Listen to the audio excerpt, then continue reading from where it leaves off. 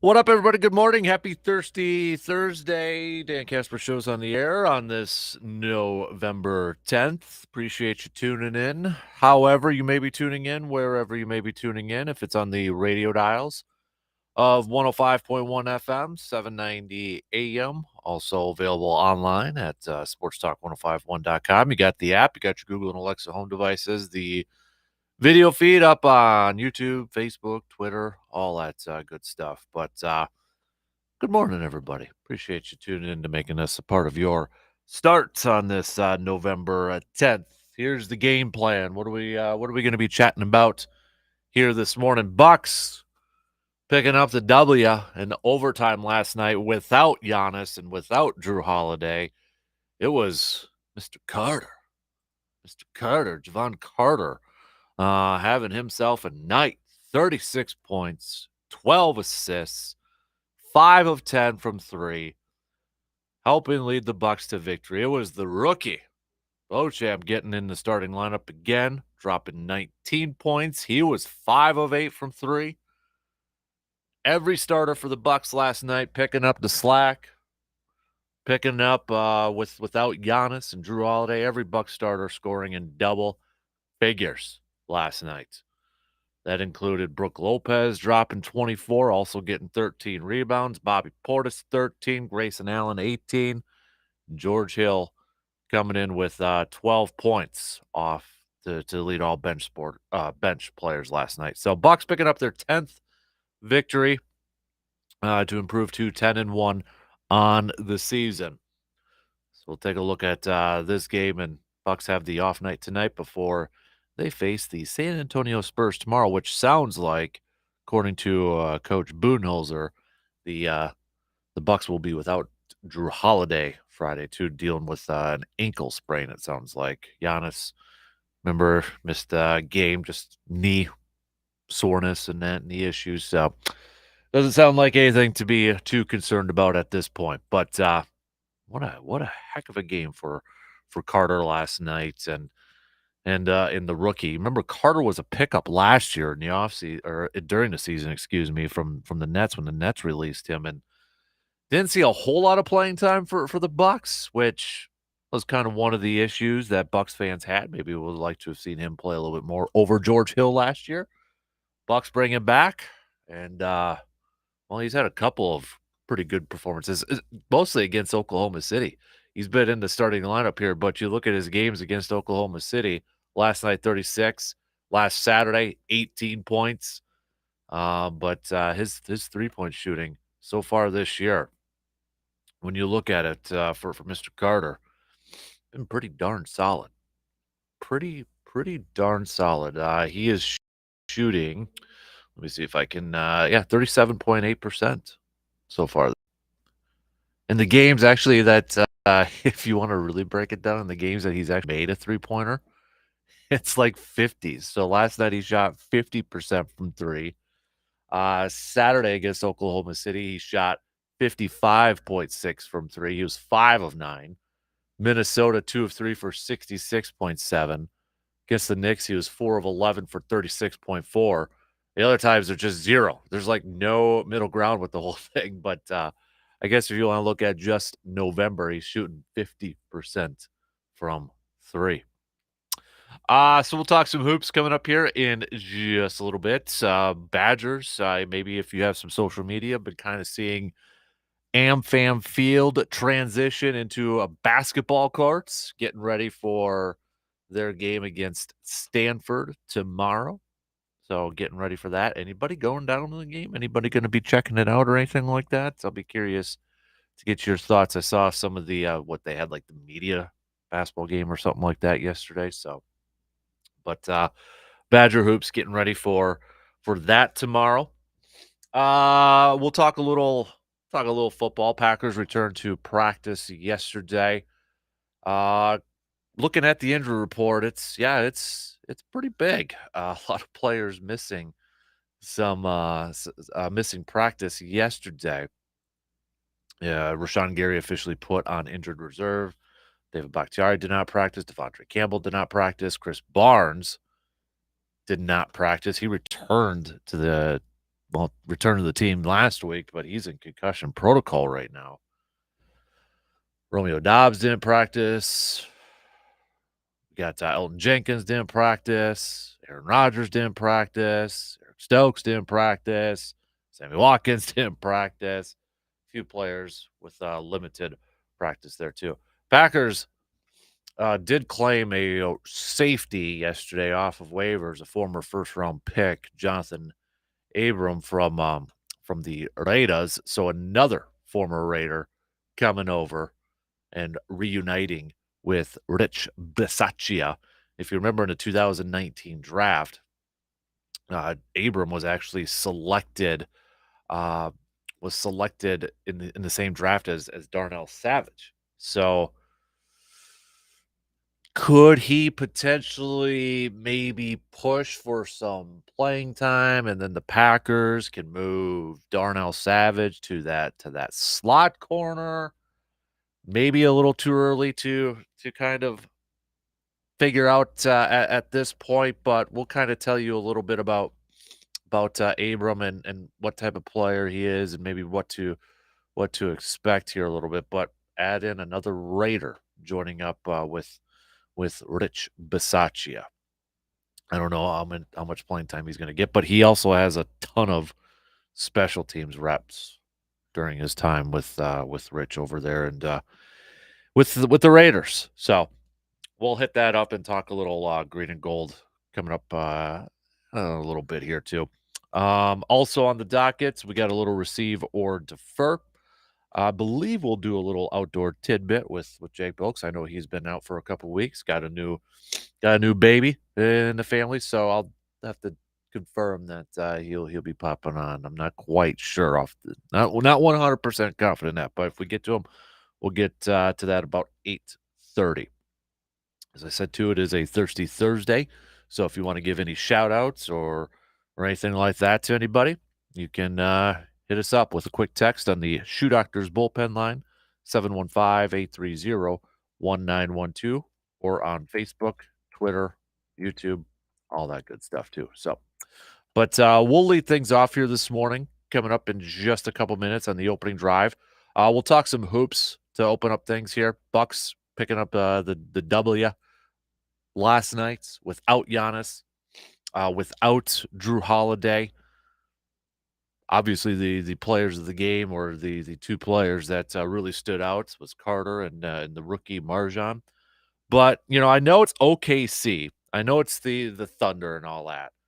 But when you have a game where, I mean, if you factor in with no Chris Middleton, no big three, seeing other guys like a Javon Carter, Marjan Beauchamp, Brooke Lopez has obviously been off to a good start so far this season.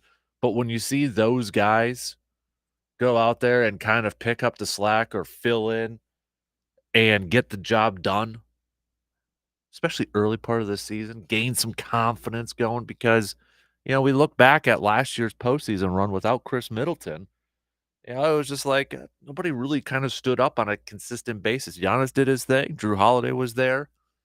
Grayson Allen struggled a little bit there, but there was never somebody who really stood up on a consistent basis when Middleton went down. So you're seeing these other guys stepping up and taking advantage of their opportunities and having some good games. That's what I take away outside of the win yesterday. Seeing these guys, seeing these role players, maybe that's the best way to describe it, seeing these role players step up and help carry the team to victory. I know it's just the 11th game of the year, but I like seeing this in the early parts of this season. And hopefully that will pay dividends later on in the season and into the postseason, which obviously is quite a ways away yet. But we'll talk that. I might even throw in a little baseball talk here with the Brewers as we are, getting set for free agency. I know we talked a little bit about it with the Brewers picking up Colton Wong's option yesterday, or I should say a couple days ago. We talked a little bit about it yesterday, but in case you didn't get a chance to kind of give your thoughts on that, what were your thoughts on that? Does that tell you anything maybe about how the Brewers kind of view their infield, or what their plan's going to be for the infield, or not really at this point? I mean, yeah, like I said yesterday, I was kind of surprised they picked up $10 million for Colton Wong. I know offensively, like home runs, he set some career numbers and such, but he's was mostly known for a defensive infielder, and well, he struggled a little bit with that last year. So, I mean, does that mean that the Brewers are set to still ride with him at second and Luis Urias over at third, or what have you? But let's get things rolling though here this morning. So, we'll take our first break, and then the opening drive. We're going to lead it off talking a little bit of hoops with the Bucks picking up the W. And if you want to chime in about the Brew or Packers picking up that safety Jonathan Abram from the Raiders, do you like the move? And you're like, yeah, well, whatever. Can't do any worse at this point. Who cares at this point? That sort of thing.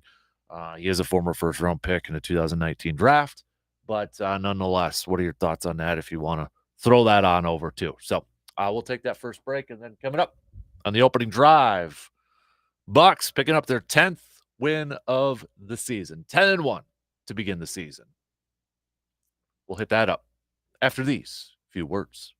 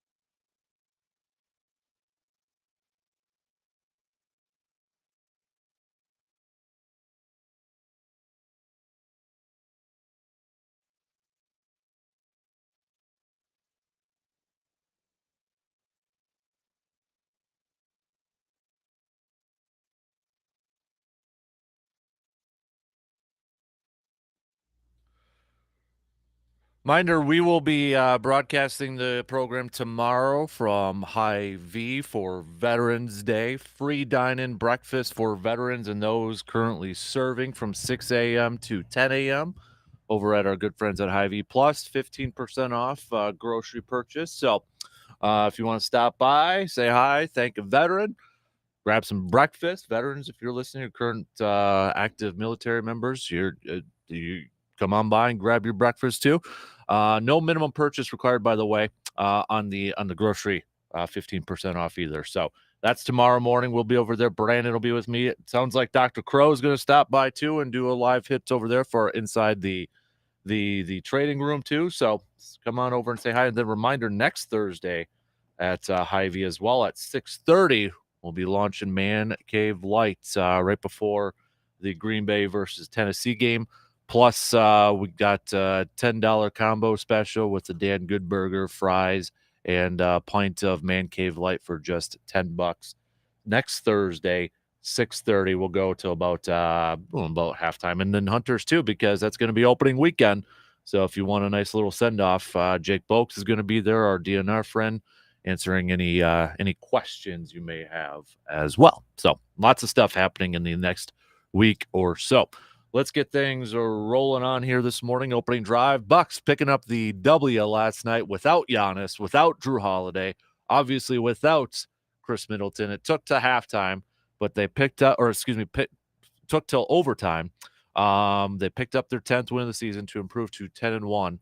And it was the Carter show last night. Javon Carter, 36 points, 12 assists.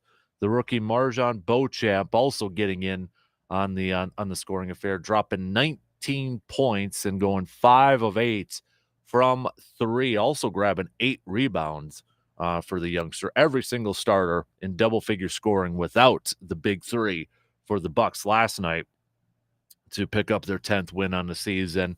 And as I was saying a little bit earlier in the beginning, I know it's just Oklahoma City Thunder. I know it's just the 11th game in the season.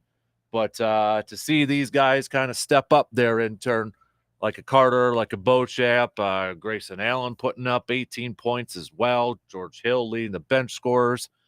You know, last year in the postseason, we didn't see those role players stepping up when Middleton went down or anything like that.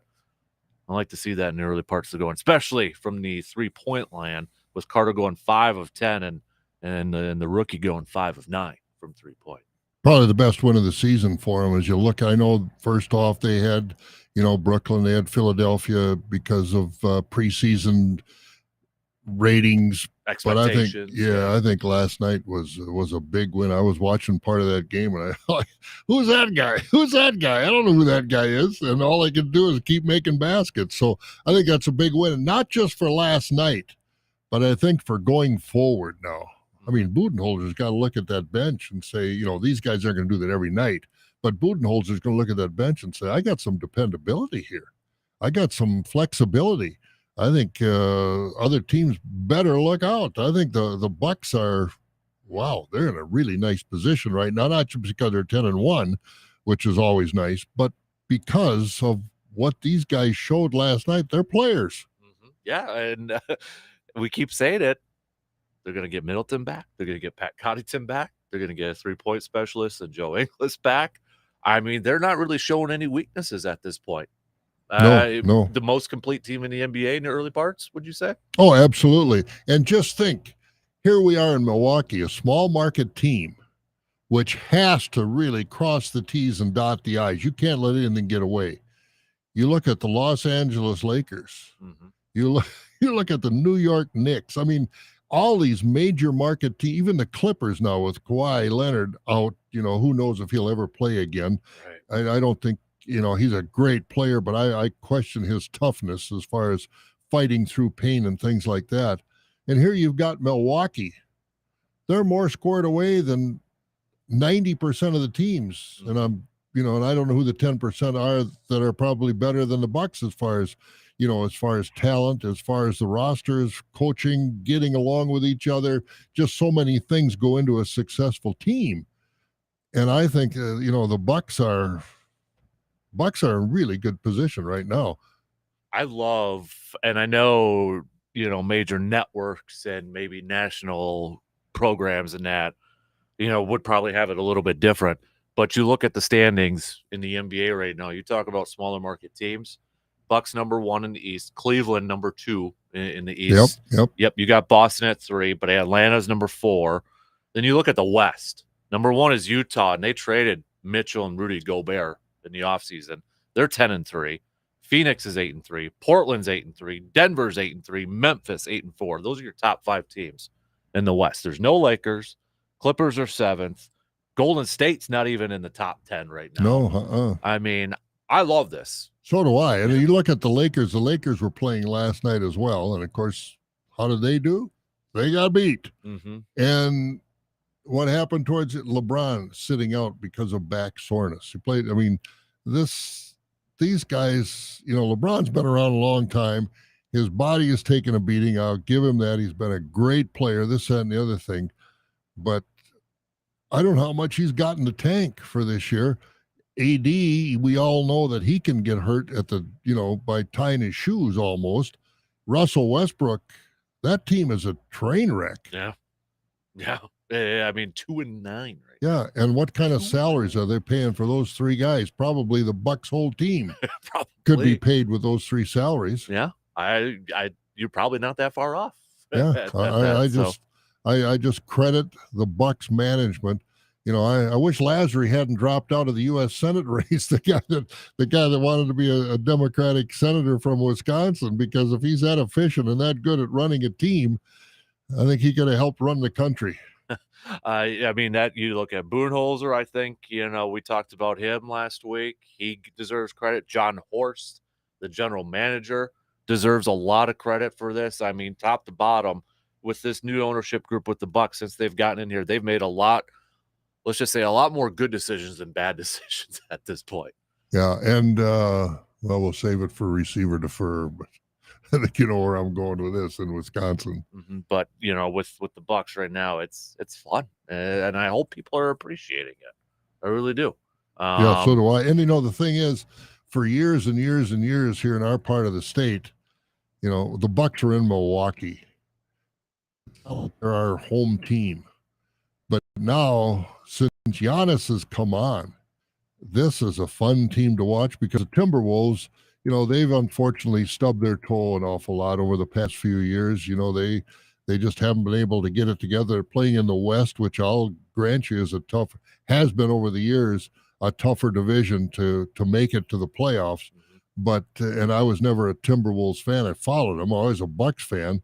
But, the Bucks are 3.5 hours away, and you got to drive down there in the winter to see them. Mm-hmm. So, but now with the Pfizer Forum and the Deer District and this team, the makeup of this team, they're not in the news. They never lead Sports Center, so to speak. Right. They never lead it. And even when they give the scores on the radio overnight, when I come in, and you come in about the same time, I found out the other day, and I come in and I'm listening to Amy overnight, and they take a sports break. Just listen sometime. Pay attention to when the Bucks score comes on. Yeah. The Bucks are never, ever in the top half of the rundown of the last night's NBA games. Mm-hmm. So it's they fly under the radar. Yep. Which is fine with me. I'm fine with it too. Yeah. We get to talk about them. That's right. So, but you mentioned Giannis. There's a clip. I don't know. I got to find out a little bit more. I tried finding some info out, but I think it was not that long ago. We were talking about golf and that, and Giannis was golfing with a bunch of people. It looked like. I mean, there's a guy in crutches too, so I don't know what exactly was going on. But he nailed like a 6-foot putt, and he's celebrating like it's the Masters. Giannis is. Oh yeah. And he gave himself a new nickname. What's that? Freak Woods. Can you imagine? His clubs are about as long, like a broom handle. They got to be so long. Yeah. My Lord, they must be 48-inch shafts on his club. Wow. He put it on his Instagram profile. I know you probably got your Instagram. Oh yeah, I've got Instagram. I don't know if you're being serious or not. I am. No, you don't. Yeah. Do you really? Yeah, I get Instagram messages all the time. Come on. I do. I got to look this up. Well, I don't know what you look up. I mean, Look at that right there. Well, you don't have any followers or posts or following anybody. Well, I don't brag about it. It's just there. People will drop me Instagram messages, and that's fine. But yeah, he posted he's Freak Woods. So I think what do you think is the best sports nickname of all time? We might have to open that up for people. That's a good question. That is a good one. And seeing Tiger's going to play in December 1st to the 4th. What is that? The Hero? The Hero Challenge, whatever that is. Mm-hmm. So he's going to play. So that's good to have him back.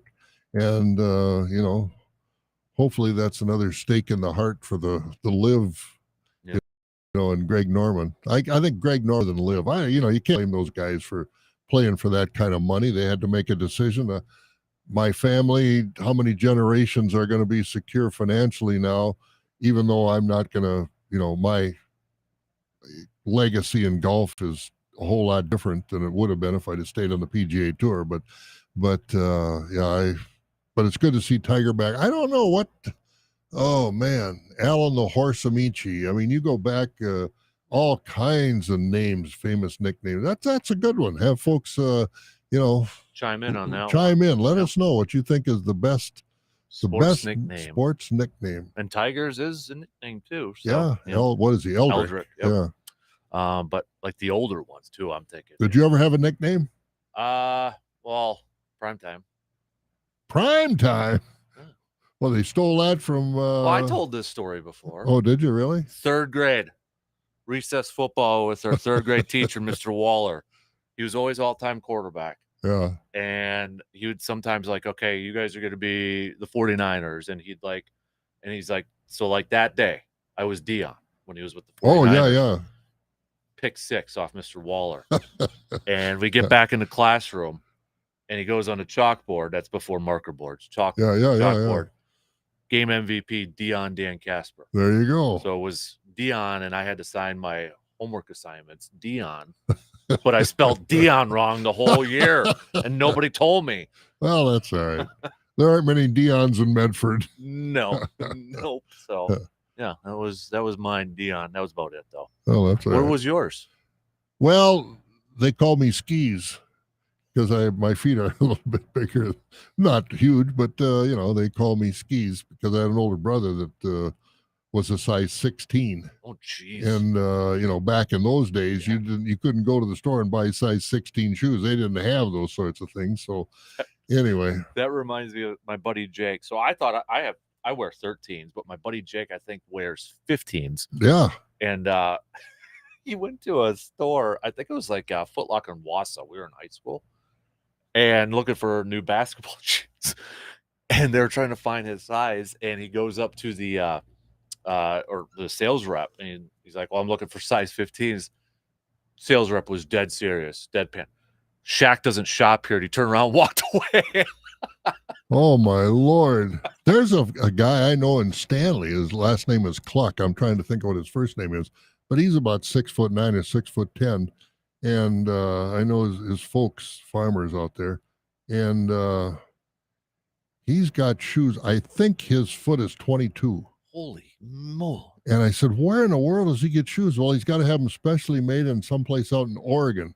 Wow. $3,000 a pair. Are you kidding me? No. I said, well, I bet he doesn't have a shoe closet, does he? No, he's got, $3,000 a pair. Got to have made out in Oregon. That is just makes you wonder then too, like how I know Shaq's got shoe deals and all that. Yeah. It's easier for them to buy shoes than it but is even like maybe growing up for him. Yeah, before he became Shaq. Yeah, I know it. That's why mother used to go nuts when she had to find shoes for my brother. Because back then in the 50s, early 60s, there weren't, you couldn't go down to Trade Home Shoes and buy a pair of 16s. They didn't have them. Is that the same brother who played for the Badgers? Yep, that's one of them. Was it easier for them maybe to find some spikes? Yeah, they found spikes for him. It's also, because he's a big... They didn't have a helmet that fit him, so they had to go out and get a specially built helmet so it was big enough. Jeez. Big noggin. Now it's probably like a normal size. Yeah, now these kids are they're a dime a dozen of that size. Yeah. Holy moly. Yeah, but back then they weren't too many like that.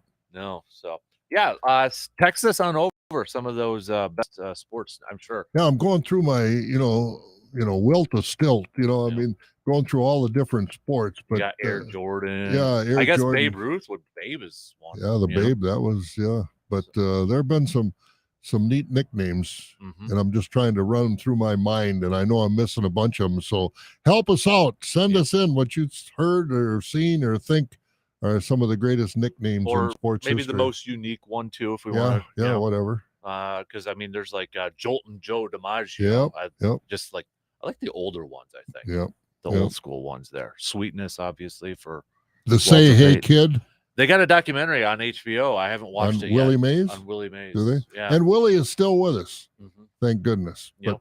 But, and they were talking during the World Series because that kid from Houston went up against the fence and caught that ball in the outfield, McMillan or McKenzie, whatever his name was. And they said as great as that catch was, it'll never supplant the best outfield catch in the World Series in history, Willie Mays. Back to the infield. Yeah, I haven't gotten a chance to watch some of that doc. I'm sure Marty Green probably has. Oh, I'm sure he has. Kind of more than once. Yeah, exactly. So I want to check it out. But yeah, it's Say Hey Willie Mays. I love that name too. Yeah. Say Hey, what a player he was. Hammer and Hank. Yeah. Stan the Man. The Splendid Splinter. I just love the old school ones. That's when writers would I think like the old sport writers were almost like poets. Grantland Rice, the Four Horsemen of the Apocalypse. The old Notre Dame backfield. Harry Strulder from Wisconsin, part of that. When the one great scorer comes to mark against your name, he writes not that you won the game, but how you played the game. Yep. We don't have that. And Jim Murray, who used to write for the Los Angeles Times, and out in L.A., Jim Murray was in the media as far as print media. Vin Scully could create with words on radio and television unlike anybody else. And there were so many back then. And that's what I really miss about, play-by-play guys now. They're good, but they're very black and white. Euchre's the last one, basically, that puts any real color into the game other than just telling you what's happening. Yep, I agree. But there have been some great nicknames. So help us out. Yeah. Send them in. Send those babies in. You can text it to us on the Shoe Doctors bullpen line, or hit us up with Facebook or Twitter, or on Bob's Instagram. I'll keep an eye on do it. that one or two. So, tell you what, let's take a quick break here, and we'll go over some of those messages and see what you have to say. We'll throw in some baseball talk here too, because I don't know if you heard the other day, Bob, but the Brewers did pick up a $10 million option on Colton Wong, so they're bringing him back. Oh, they are. They're bringing him back. $10 million. Well, I guess I'm not opposed to that. I like Colton Wong, and I just want to see him get his. Well, he had kind of an off year defensively too, but I think I saw an article. He said that hopefully with the shift gone, I think maybe this is what a lot of guys are thinking, because let's face it, they're out of position, and maybe a little more traditional positioning will make his fielding better. But he admitted he did not have a good fielding, and I think that affected his offense as well. So I'm not opposed to that. And free agency, that's the one thing with baseball. As soon as that World Series is over with, 5 days after the last World Series, free agency opens up for baseball. So we're there. We're there, baby. So is Aaron Judge, he's going to be the big one. Yeah, there's more momentum going with the Giants. Really? Yeah, the Giants are already coming out and saying there's no financial restraints for us, and I think he's a West Coast kid too, Aaron Judge. Yeah, I'm not sure where he's from. But can you imagine though, if the Brewers had the money with that park, he might hit 75 home runs at the American Family Field. Yeah, but it's not going to happen, so we won't worry about it. Pipe dreams there. Yeah, exactly. So we'll throw a little baseball talk, because free agency actually, it begins today. So could we see some big time numbers starting to come through here on that? Because you saw what Edwin Diaz got, the closer for the Mets, right? No, I did not. 5 years, over $100 million for a closer. Wow. So that gives you an idea what Josh Hader's probably going to get. Josh Hader will not have to worry about a part-time job. Nope, not at all. So we'll take that break, and we'll go through some of your comments, too.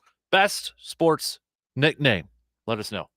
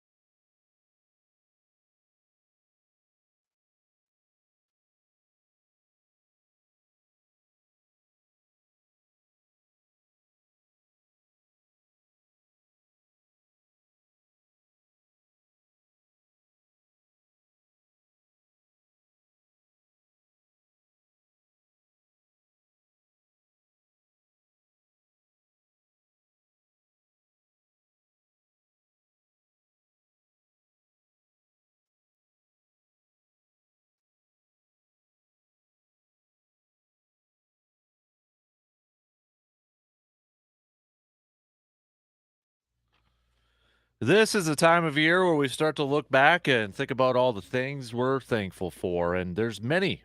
Many of us have many things to be thankful for.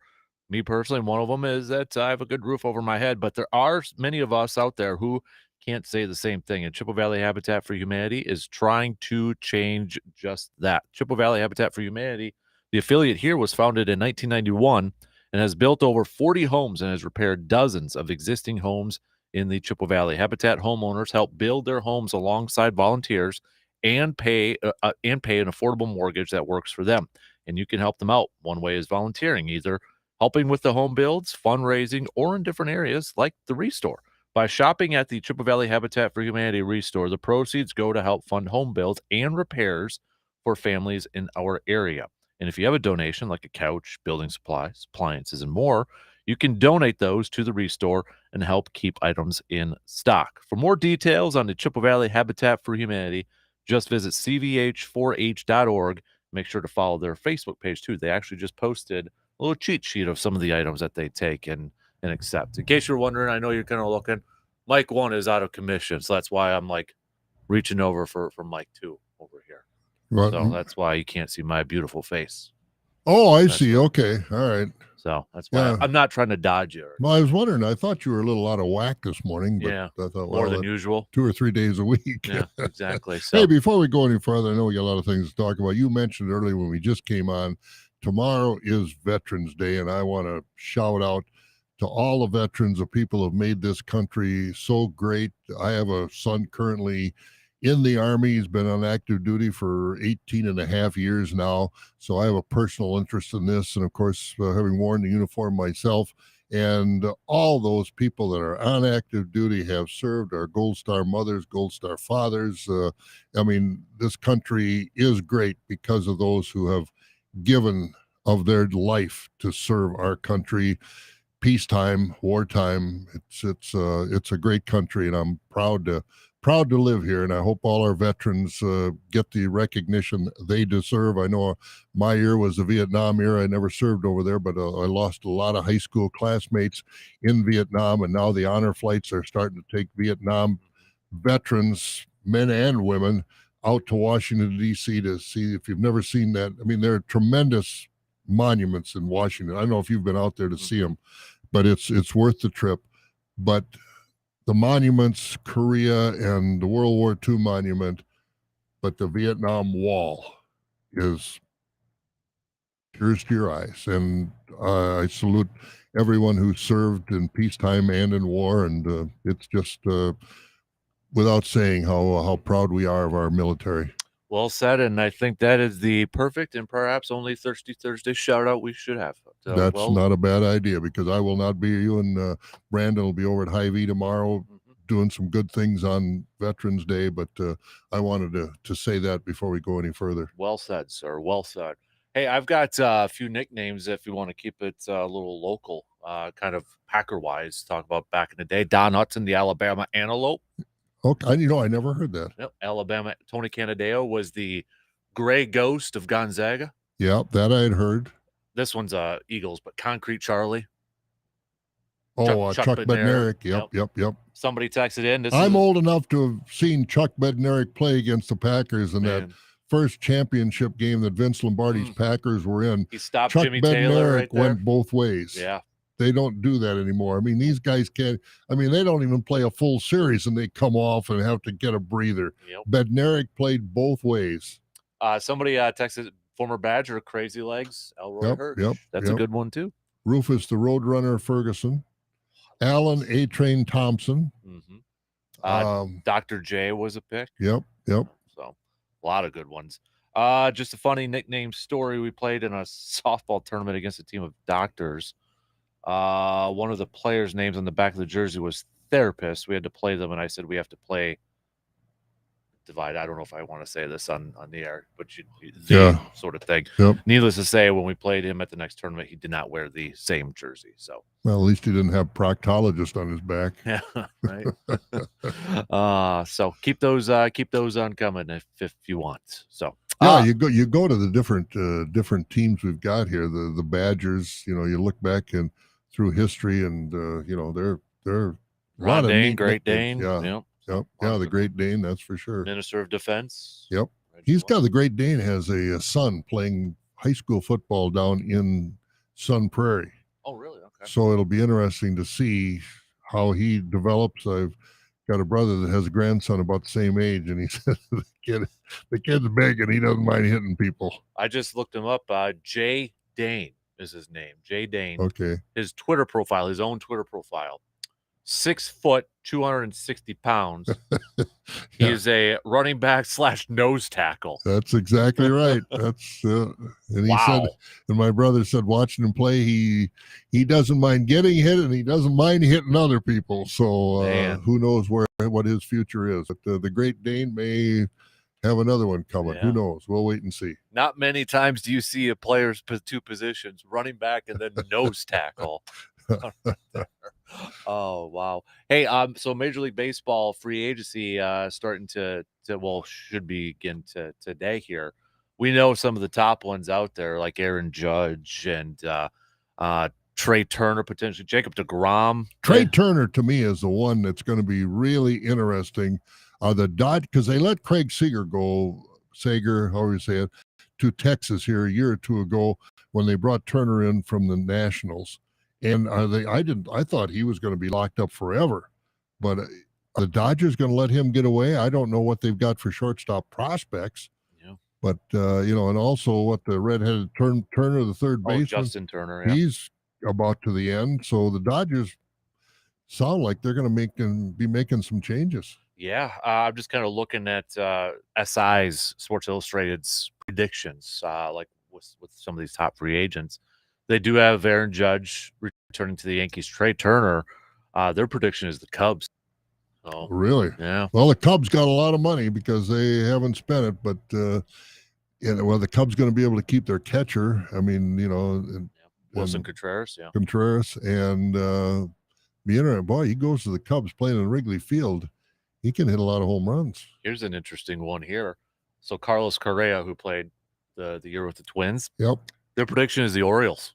When was the last time we saw the Orioles? I mean, they had a fantastic year last year. Well, how long did he play with the Twins? Because he 1 year. Yeah, because he was at Houston. Yep, 1 year, $35 million contract to play with the Twins. So it sounds like he's not going back to Minnesota. He pretty much said, "You want me? Come get me. Like, pay up." Yep. Well, we'll see. He's only 28, so yeah, young man and a good player. A lot of shortstops available in free agency this year. Dansby Swanson.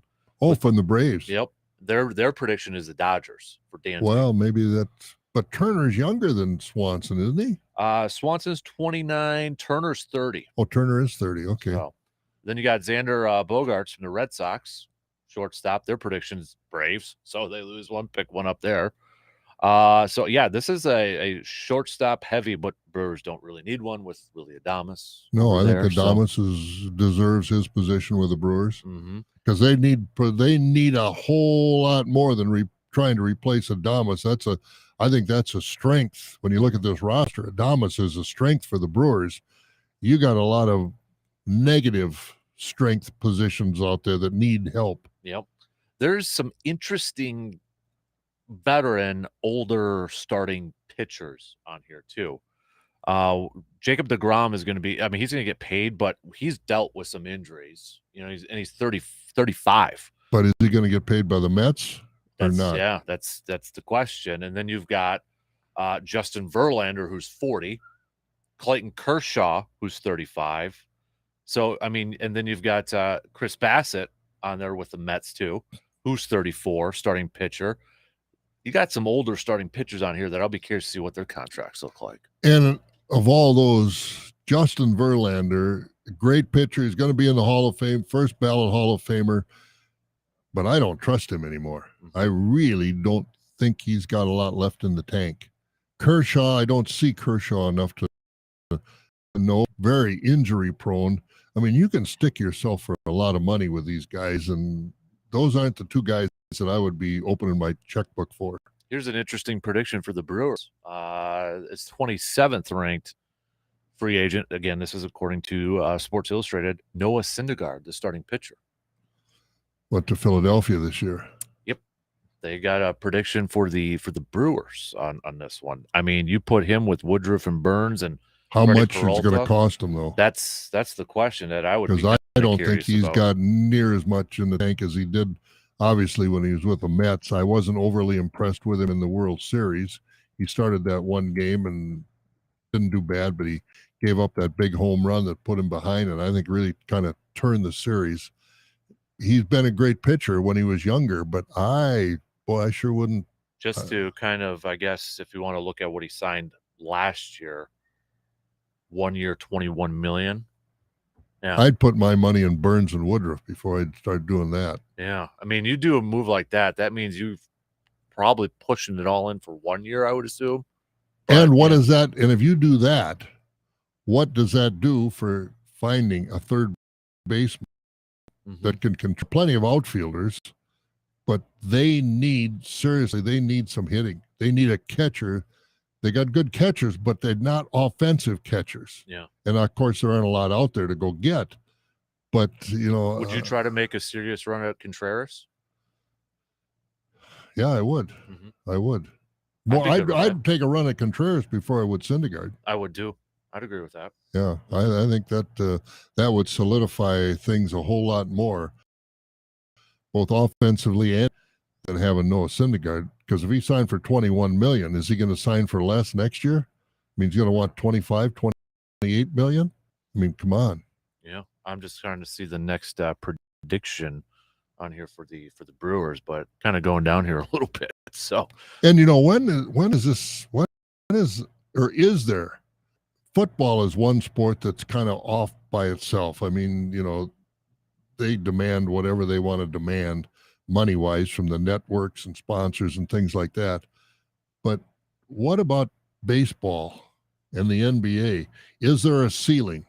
I don't think there's a ceiling in the NFL, but is there a ceiling for the I mean, these guys that own these teams have a lot of money, granted, but they're businessmen. That's how they made their money. How long are they going to go? And obviously, they're not going broke with all these stadium deals and everything else they get. But is there a ceiling, more of a ceiling in baseball than any of the other sports? I think hockey is. Are you talking when you say ceiling, like salary cap? Yeah, okay. I mean, just imposed by themselves. That you know, Noah. Let's just use Noah. Let's use Noah Syndergaard as an example. 21 million last year. With the performance he had, to me, that's his ceiling. But I know in his mind it's not his ceiling, or his agent's mind that's not his ceiling. But if I'm an owner, that's his ceiling to me. That's, you want $21 million? Okay. And I think he's awfully well paid at that price. But is that what's going to happen, or is he going to get? And I expect he will get more than that this year from somebody. Yeah. I just hope it's not the Brewers, because the Brewers need more help than that fourth starting pitcher. Yeah, I would say, like, I'm no offense to Rowdy Tellez, and maybe he's one that benefits, but power bat, right? Either at a corner, first base, or third base over there. Well, I think you have to secure Rowdy Tellez, because I think he was a benefit to the Brewers last year. You can't say he was a negative. So what would you, if it boiled down to, maybe this is a question for everybody else we can throw out there, who would you rather have in your everyday lineup for the Brewers? Rowdy Tellez or oh my goodness, Luis Urias? Boy, now that Colton Wong's back, he's going to be playing second base. So yeah, that's right. I don't know what you're going to do. Urias was up and down last year. He really had some sparse numbers for part of the season. I think I'd take Tellez. Maybe Urias more because he could play multiple spots. Yeah, that's what I mean. He's a utility type of guy. Yep.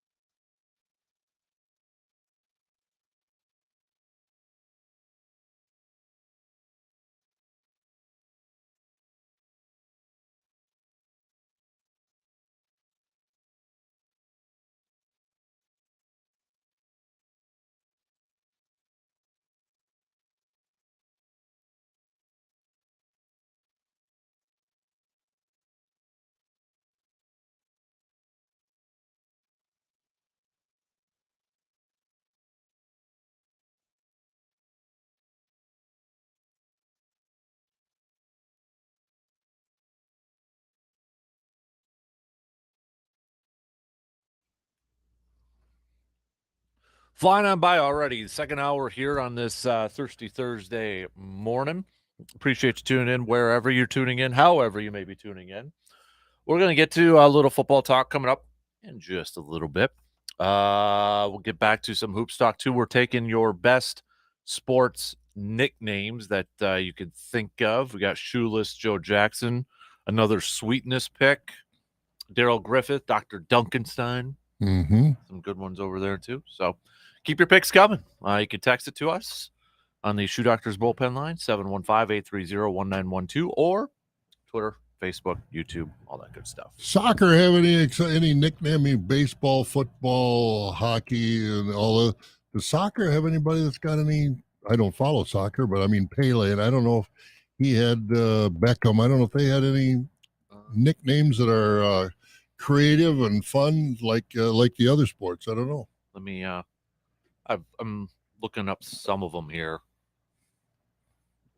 The Big Baby, Francisco Totti. I have no idea who that is. Yeah. Lionel Messi is the Atomic Flea. Okay. Never heard of that one, but no. good for him. I just thought of another one, football. Big Daddy Lipscomb. Ooh, yeah. Man, he played for the one. Baltimore Colts. Huge guy. Big Daddy Lipscomb. Let's do some sports nuggets of the day. This day in 1928, Notre Dame, Knute Rockne was head coach, but it was also let's win one for the Gipper. His pep talk during halftime of a tied game between Notre Dame and Army. Of course, if anybody's seen the movie, can you name who played him? Ronald Reagan was in that movie. Remember? Did you ever see that movie? Oh yeah. I've never seen it, so never seen it. But yeah, that was this day in 1928. It looks like so. Gip was as the legend goes. As the legend goes, Gip was in his hospital bed when he asked Rockne to have the team win one just for the Gipper someday. Rockne used the story to rally the underdog Irish to a 12-6 victory. It's a little misleading too because this was in 1928, but the Gipper died in 1920. So it was 8 years. So he busted it out 8 years later, I guess. Win one for the Gipper. Saved it for the right time. I've got to go, Rock. It's all right. So I'm not afraid. Sometime, Rock, when the team's up against it, when things are wrong and the breaks are beating the boys, tell them to go in there with all they've got and win one just for the Gipper. I don't know where I'll be then, Rock, but I'll know about it and I'll be happy, was the quote. Yeah. So, yep. Man. Some other stuff for this day in sports history. Armand Mondo, Montreal Canadiens, was awarded the first penalty shot in the NHL. Okay. So first penalty shot in 1934. We got, how about this? I don't think this has ever happened since. 1940, the Steelers and Eagles played a penalty-free NFL game. I don't know if that's ever happened. Not the way those referees throw flags nowadays. Nope. Man, I'm telling you, boy, and they're getting a lot of guff from a lot of people as far as the inconsistency and the timing of when they're throwing flags. And it's pros and it's college. Here's another nickname. It doesn't say it here, but Dandy Don Meredith. Yep. Passed for 460 yards and 3 touchdowns in a loss to the 49ers in 1963. Same day, same year. Gordie Howe became the NHL's all-time leader in goals when he scored his 545th career goal. Do I got anybody else? Kansas City Royals released Harmon Killebrew. What's Killebrew's nickname? I just blanked off. If you hadn't said that, I'd have been able to do it. I don't know. Somebody help us out. Yeah, I'm just going to Google Killer. Harmon Killebrew. Hamron, the Killer and Hamron Harmon is what's listed on here. And I read one time that, and maybe he still does, that he had the best ratio of home runs per at bat. Really? Yeah, like 1 every 13 for his career, if I remember that right. Because he hit a lot of home runs, that guy. Yeah, he did.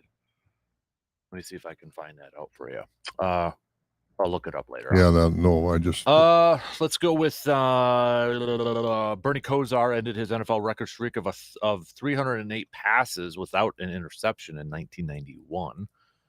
We've got Martina Navratilova tied Chris Everett's record of 157 career titles in 1991.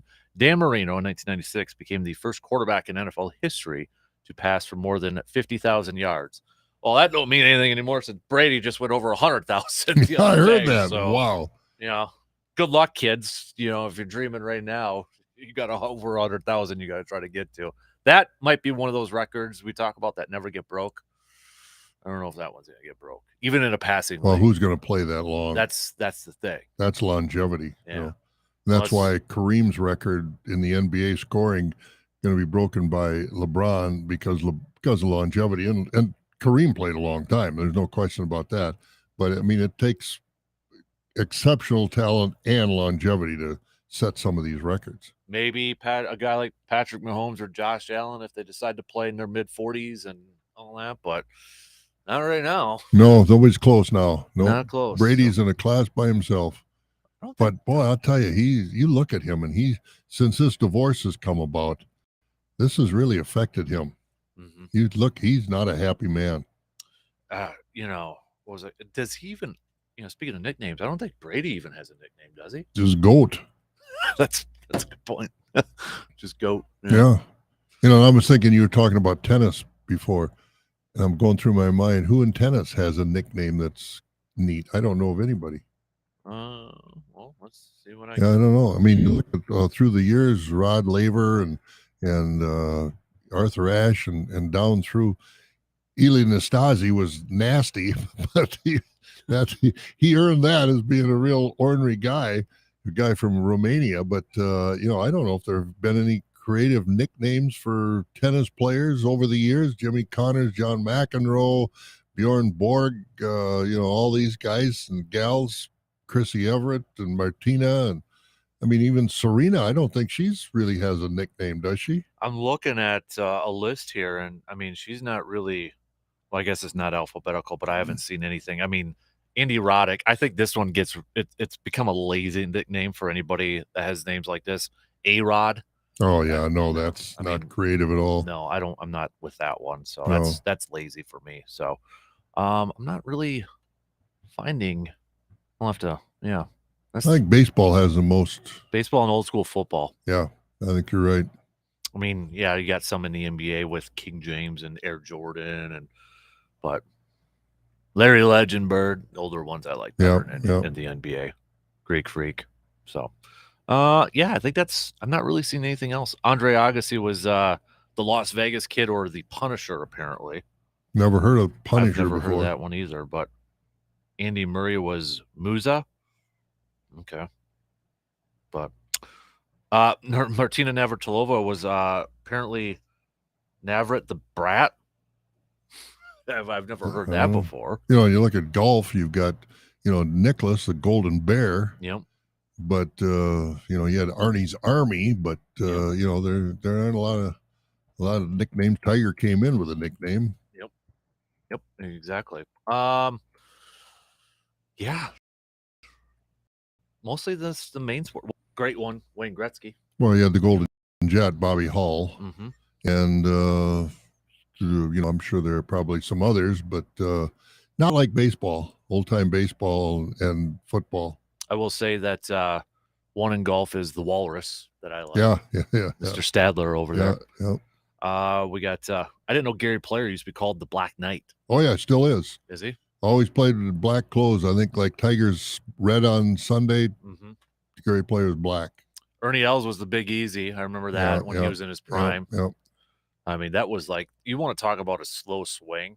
I think I remember watching his swing as a high schooler. I'm like, how do you swing that slow and yet tattoo keep it online? It's all in the motion and just Big Easy.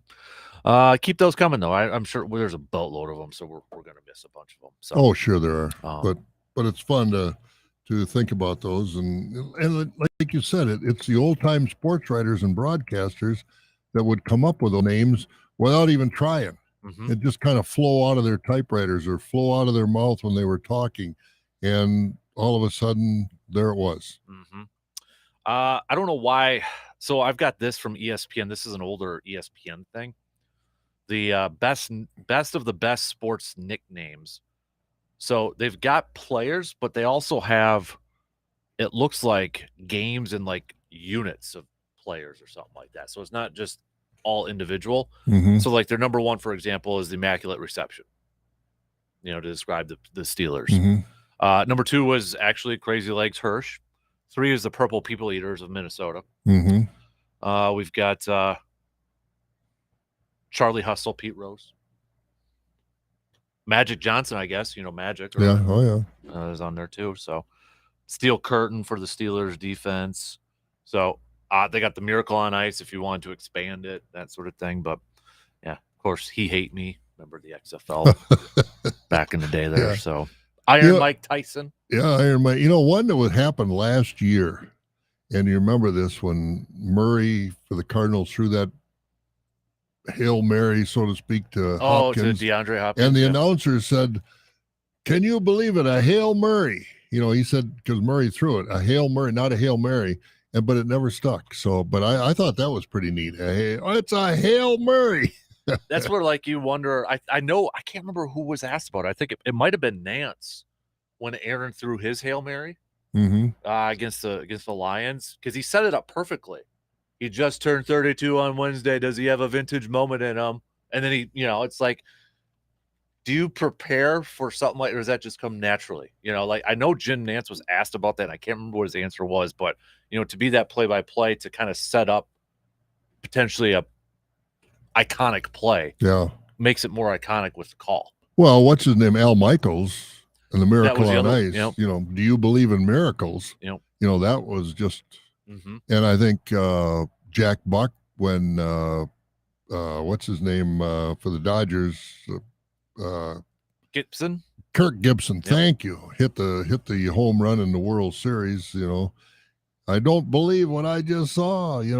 Guys like that, and you just have those spur of the moment thoughts, and sometimes they stick. I think the spur of the moment, just instant reaction ones are the better ones too. Oh yeah. First of all, you don't know when you can use your liners or anything. No, exactly. I mean, if you know that a record is coming, like Hank Aaron is gonna break Babe Ruth's home run record. So what am I gonna say? Sometimes you overthink it. I think Vin Scully did a pretty darn good job with Hank Aaron. It was Vin Scully, wasn't it, that announced? Yeah, because they were playing the Dodgers. Yep. But he had the perfect. Yeah, he's perfect description or call on that. Well, the call, but also as he was rounding the bases, and I'm paraphrasing here, I never thought I would see. That's what I was referring to. In the Deep South. Yep. A stadium full of white people cheering on a black man. That's what I was referring to. And that basically that's what he said. I'm not exact words, but I never thought to say something like that. Stadium full of white people in the South, in the Deep South, cheering a black man for an accomplishment. So, those guys, they were wordsmiths, no question about it. Oh yeah. Somebody needs to put a book together with all those great quotes and calls from back in the day. Yeah. Sounds like a project for you. Yeah. Include some of Yogi-isms in there too. Yes, definitely. Was Yogi his real name? Or was Yogi a nickname? I think his name was Lawrence. Okay. Let me see if I can find it. I think Yogi Berra's real name was Lawrence, from the Bush in St. Louis, is where he came. Where he and Joe Garagiola were neighbors, but I think his first name was actually Lawrence. Right. Lawrence Peter Yogi Berra. Yeah. Look at you dropping the knowledge. There you go. Boy, that's why we have you around here for the old stuff. Dropping my age just more than anything. All right, let's take a quick break here, and then we'll talk some football. Packers picked up a former first round safety to add to their defense from the 1965 draft, probably. You know what though? Hey, that's around Willie Wood. They would probably take Willie Wood right now, I think. Well, even Willie, that was a little before Willie, I think. Or no, it wasn't. That's his era. Yeah. So we'll take a quick break here, and we'll chat a little football as we edge closer and closer to the return of one Michael McCarthy. Aaron had more to say about it yesterday after these quick words.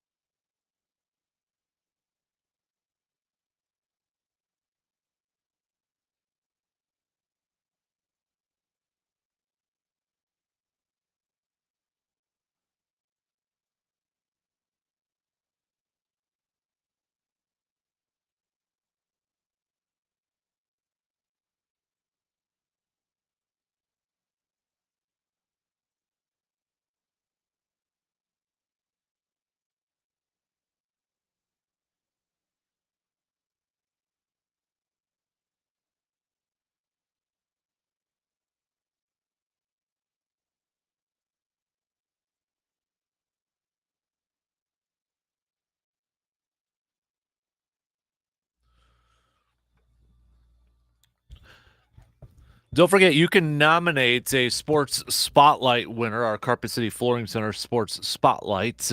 Each week we announce it on Fridays, but you can head to our website, sportstalk1051.com, click on the Nation tab over there, and you can nominate who you think should get that Carpet City Flooring Center Sports Spotlight. Team, player, coach, all on the local side of things. So you can do that. And speaking of Carpet City Flooring Center, if you're looking for that new flooring, whether it's luxury vinyl planks like the Rigid Max flooring or a brand new carpet in that man cave, I'm still thinking about I might need to update that my own man cave with some new flooring over there. So if you're looking for that, the knowledgeable and the incredibly helpful staff at Carpet City Flooring Center will not only help you select the floor that would look best in your home and on your budget, but the floor that would function the best in your particular area. So go check them out today, Carpet City Flooring Center in Eau Claire at 3109 East Hamilton Avenue. I nominate the Chippewa Falls girls volleyball team, state champs 2 years in a row. McDonald. I'm sorry, McDonald. But Chippewa Falls still went to state too, along with Bloomer. So quite a few more nicknames coming in here too. The kid for Griffey. There's also Robin Jones too, wasn't it? Kid on there too. TJ Hushmanzada, if you remember the Cincinnati Bengals one, it was like "Who's your mama?" sort of thing. Tim Lincecum, big time Timmy Jim. We got. Don't remember that one. I never remember hearing that one before. I remember that. Stevie Y, the captain. Stevie Yzerman for the Red Wings. Sheriff LT. Yeah, we mentioned the refrigerator. Mark the Bird Fidrich. Yep. Oh, I'll tell you, he was like an ungainly bird, and he unfortunately had those injuries. But he came on as a rookie for Detroit back in the day, and he was good. And 1 year, that was his career. Quick note too. I know I mentioned it, but we will be catching up with Jake Bulks in an hour. Wasn't quite sure. They just welcomed a new little one to the world a couple weeks ago. Oh, good for them. So. Congratulations. A buck or a doe? Doe. Good for them. Doe. So I got to tell him, or I got to ask him, is it possible to put up a stand in the DNR parking lot? Because Monday morning when I was coming in, boom, running right into the parking lots of the DNR office on Claremont. That's probably the DNR's pet buck. Boom. I mean, like, are you kidding me? And of all places that it's running, it's like right there too. But about 3:30 in the morning on Claremont, right there. So they're in town. Oh yeah, as Jake admitted to us or told us that they know there are a lot of deer in the city of Eau Claire. I wonder if they know about that. I mean, now when I say monster, this thing was big boy, huh? Well, let's just say there would be no second guessing. That would be a shoulder mount for me. So yeah, huge. All right, let's talk a little football here. So Aaron Rodgers yesterday, obviously this week he's been asked about the return. Mike McCarthy to Lambeau. McCarthy's been asked about it, choking up at one point during his presser on Monday with the Cowboys and that sort of thing. But there was one little comment that Aaron made yesterday that I thought was just a cool story that we never hear about or we never heard about before. So go back to 2013. Remember, that was Aaron's first time breaking that collarbone. It was the Matt Flynn, trying to keep the team in it. And they did make the post. It was the final game. He comes back, Randall Cobb, touchdown sort of thing.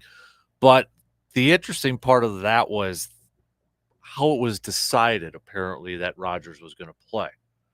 Rodgers said then there was Christmas Day in 2013. Rodgers had missed 7 straight games with a broken collarbone, but the Packers clung to playoff contention entering their finale at Chicago. In the afternoon on Christmas, Rodgers asked McCarthy if he could come over to his house after festivities wound down with the coach's family. Over beers, the two decided it was time for Rodgers to return, and then the rest of the story is there.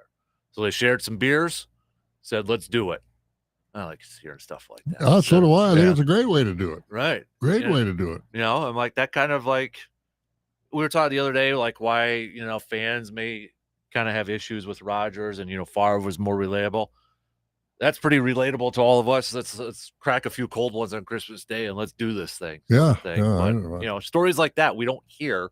And then they come out after the fact. I thought it was nothing big, but I thought, that's a cool little nugget right there. Yeah, it is. And this is, I hate to say it, but this is going to be kind of an unfair fight in Green Bay. Yeah. I mean, if McCarthy doesn't win this game himself, because he's got far and away a better team to start, roster man for man, and then with all the injuries the Packers have now, boy, I mean, I hate to say this, but as a realist, how many more? I don't think the Packers have over 2 more wins in them because they got a tough schedule. Yeah. There's no guarantee that, the Lions already beat them, but they've still got to play the Bears again. They got to play the Lions again. And Chicago's offense has actually been doing well. Yes. Well, so. This Fields is a real deal. Yeah. And they don't, and breaks my heart to have to say this, but I mean, there's no way this team's making the playoffs. Mm-hmm. And I just, wow, it's whoever dreamed. I had no expectations of this team going to the Super Bowl. I figured the playoffs. But wow, is this season falling apart because of injuries and because of, just personnel? Mm-hmm. Yeah. And that's, I never dreamed it was going to go this direction. That's why I say if Dallas has to be a double-digit favorite on Sunday, don't they? They're not, or at least earlier in the week they were not. Let me double check it though, because more injuries coming out, and that's. I think it began the week as just a 4.5, and then 4.5. Yeah. Oh man, I don't bet, but I might jump on that pretty fast. Let me see if I can. First off, the Packers can't score any points. Yeah. And that's the thing. You look at this game on Sunday, and this was what moved up to 5. So, I got to find a book. But on Sunday, this right away it started. I'm sitting there watching this game, and of course, Rodgers 2 interceptions. I said, before they ran the 4th down, I kicked the field goal, get some points, kick the field goal. If they'd have kicked those 2 field goals and kicked the extra point, they had 16 points. Detroit had 15. Mm-hmm. I mean, why in the world? And then after the touchdown, why he chased that 2-point? Oh, it just drives me nuts what these coaches are doing. The decisions they make. Felt very panicky. Yeah, exactly. That's a good way to put it. Very panicky. And you watched LaFleur when they show the camera on him on the sideline sometime, and he looked desperate. He looked like out of sorts, like, what next? But you can't chase that extra point. You make it 8-7 and go on about your business and kick those field goals. I mean, you've got to take points with this team when you can. I mean, whoever thought that pass? I mean, we're all sitting there watching that pass to Bakhtiari and thinking, I could have got it over that guy's head. What he's doing this year and hitting the one guy in the head with a pass, it's like he's throwing everything sidearm or 3/4. I don't think he's thrown a pass over the top all year. And I don't know whether that's by design or whether he's always, it seems to me he's thrown over the top more than he has this year. And I mean, I don't know what, and he never did explain the pass to Bakhtiari, why that was so bad, so short, what he was doing. Well, I think part of it was it was like I described it on Monday as a Jordan fadeaway instead of putting your weight into it. And I know that he had a rusher coming at him, but it looked like, if you're practicing your fadeaway, sort of can't get anything underneath it. But it was not good. But I think, the coaches really have to take a lot of responsibility over what happened Sunday. That was pathetic. So 4 years removed from Big Mike being coach for the Packers. What kind of reception, or what has your viewpoints of McCarthy? Because I kind of phrase it like, when presidents leave office, you have those rankings that come out from colleges or whatever that always like rank the best presidents or approvals, and it's like the longer they're out for some of them, they always go up on the list, right? Mm-hmm. They kind of climb up the list. I'm not trying to get political, but that's how it goes. Like, certain presidents will rise. Like, oh yeah, when you look back on it 20 years later, they kind of rise up. I know it's only 4 years, but do you think because McCarthy towards the end there last 2 years, people were very irritated, kind of upset with him. Frustrated. And we all knew it was time for a change at that. And McCarthy, for what it said, he said too, Monday, he's like, 13 years was a long time. It definitely was time for a change. I mean, time heals, right? But do you think, kind of, if we're using that little ranking sort of thing, do you think that for the people who were just dead set against Mike McCarthy, is that easing a little bit? More of an appreciation for him?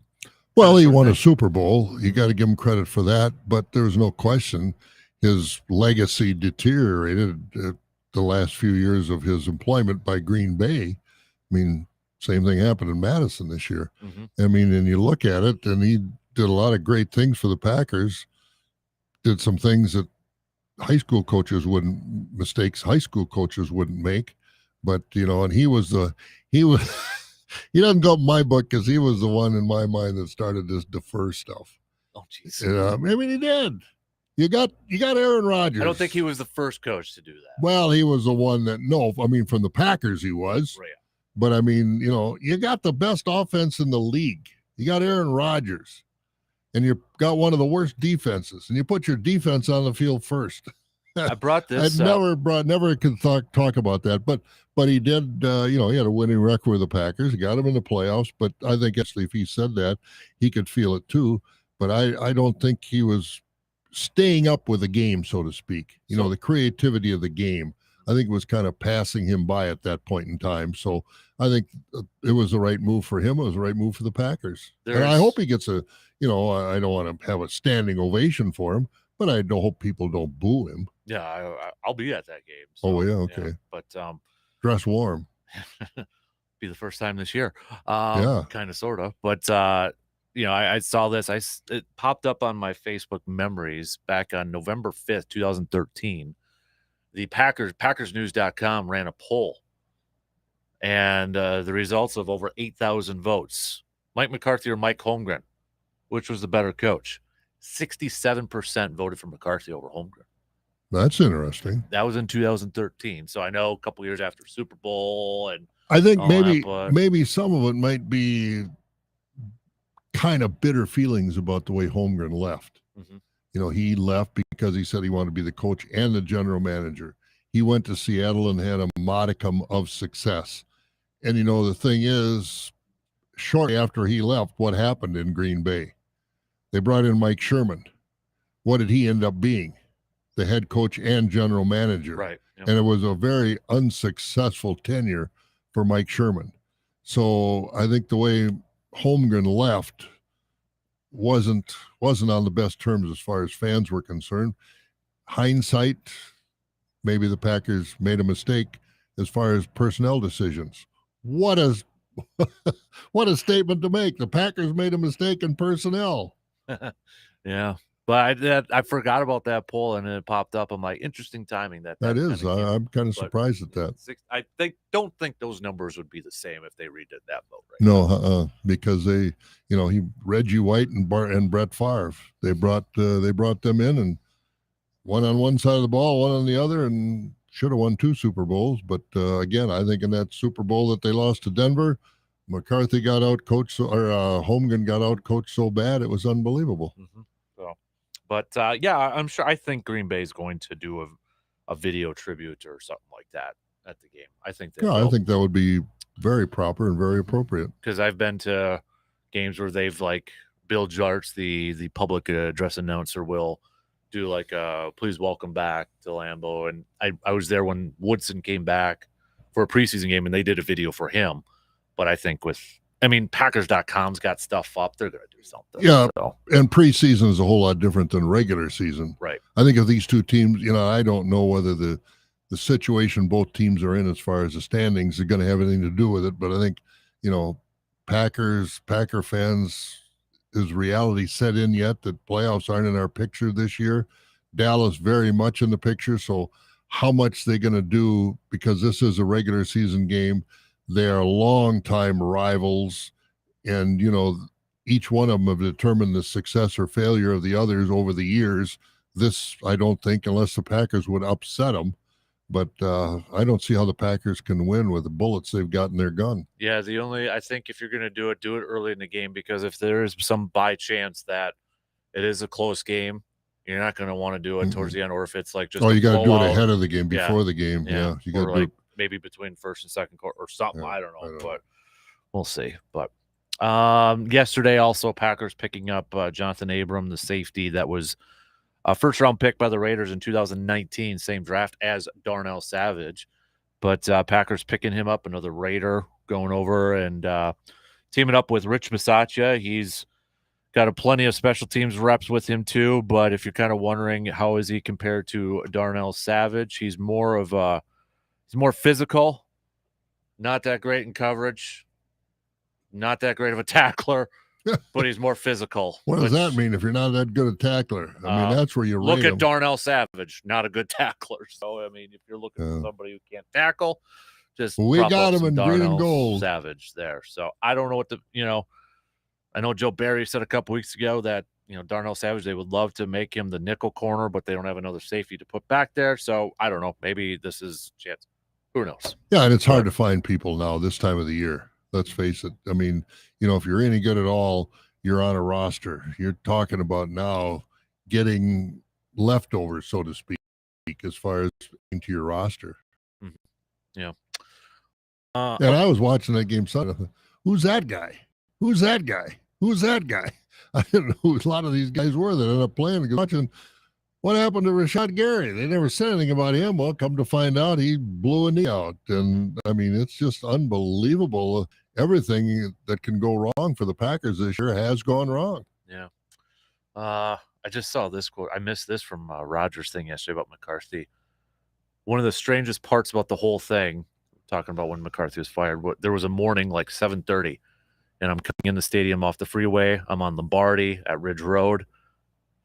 This is an example of a small town. I look over to the left and I see Mike in his truck. It was a really weird feeling because it was one of the first times where it really, really sunk in like, man, he's not the head coach anymore. That's what small town, you stay around. I know Mike said the other day, he's like, I don't recommend anybody who gets fired to stay around because he apparently had knee surgeries. And you know where he rehabbed? Titletown Orthopedics for a year, right across the street from him. He stayed there because his kids were still in school. Well, his wife's from there. Yeah, and so but that's where he had to rehab every 4 days a week. He said right across the street from Lambeau Field. Yeah, that would be tough. It'd be really kind of awkward and weird, but especially in a small town too, where everybody literally knows who you are. Like Green Bay, you go into it. Like I'm trying to put myself in that position. I'd be a little nervous going into a store or something like that because people are not going to know who I am. Oh, absolutely. Yeah. But yeah, they don't. During the game, the coach doesn't have a helmet on, so you can see what he looks like, and everybody knows what he looks like, and that's the way it is in Green Bay. It's a different world. Mm-hmm. Yep. Well, that everybody knows. Oh boy, sure do. Yeah. All right, let's take a break, and we'll do a little receiver defer to finish up the second hour after these few words.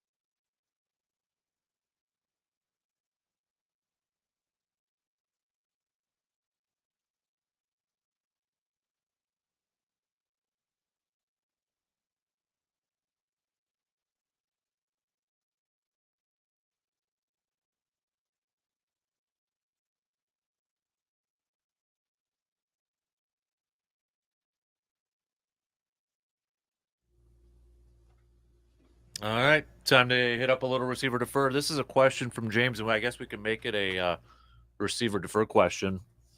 Is Rodgers' thumb injury worse than what we think? Receiver defer.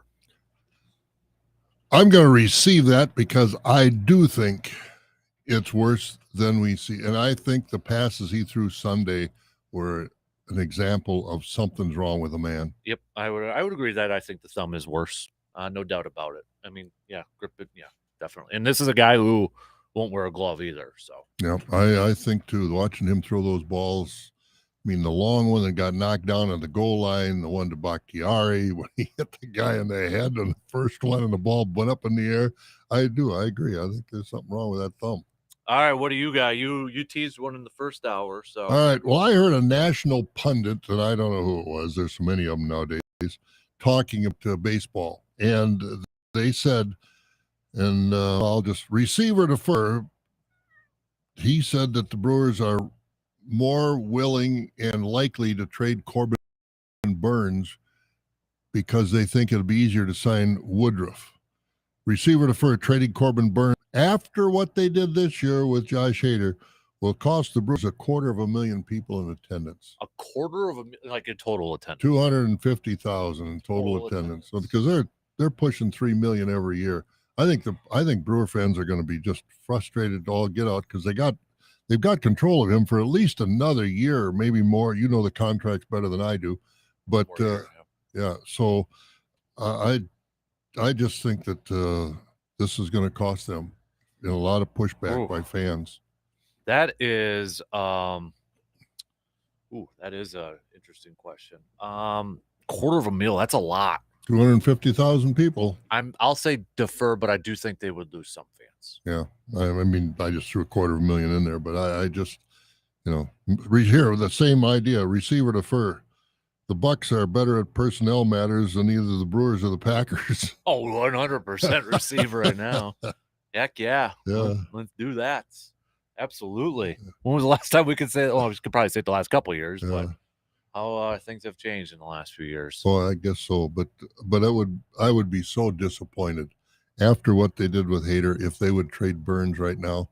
I mean, I don't know what they could get back. I mean, you trade him for Ohtani, and the Angels aren't going to trade him. But you don't want to get, if you're going to trade a guy like Burns, you got to get young, established stars. As far as I'm concerned, you trade a guy like Burns, you got to be getting some guys back talent level of a Trey Turner, or I'll say a Juan Soto, guys like that. You can't trade them for prospects.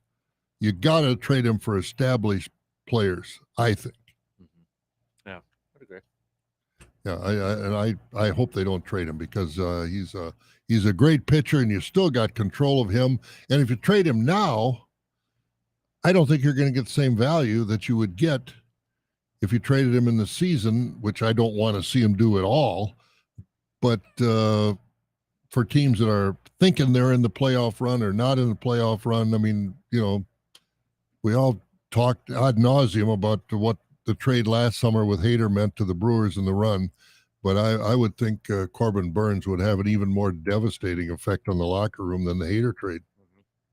If they trade him. But that's, like I said, that was one national pundit talking about it, saying the Brewers think they can sign Woodruff easier than they can re-sign Burns. So is he going to be traded?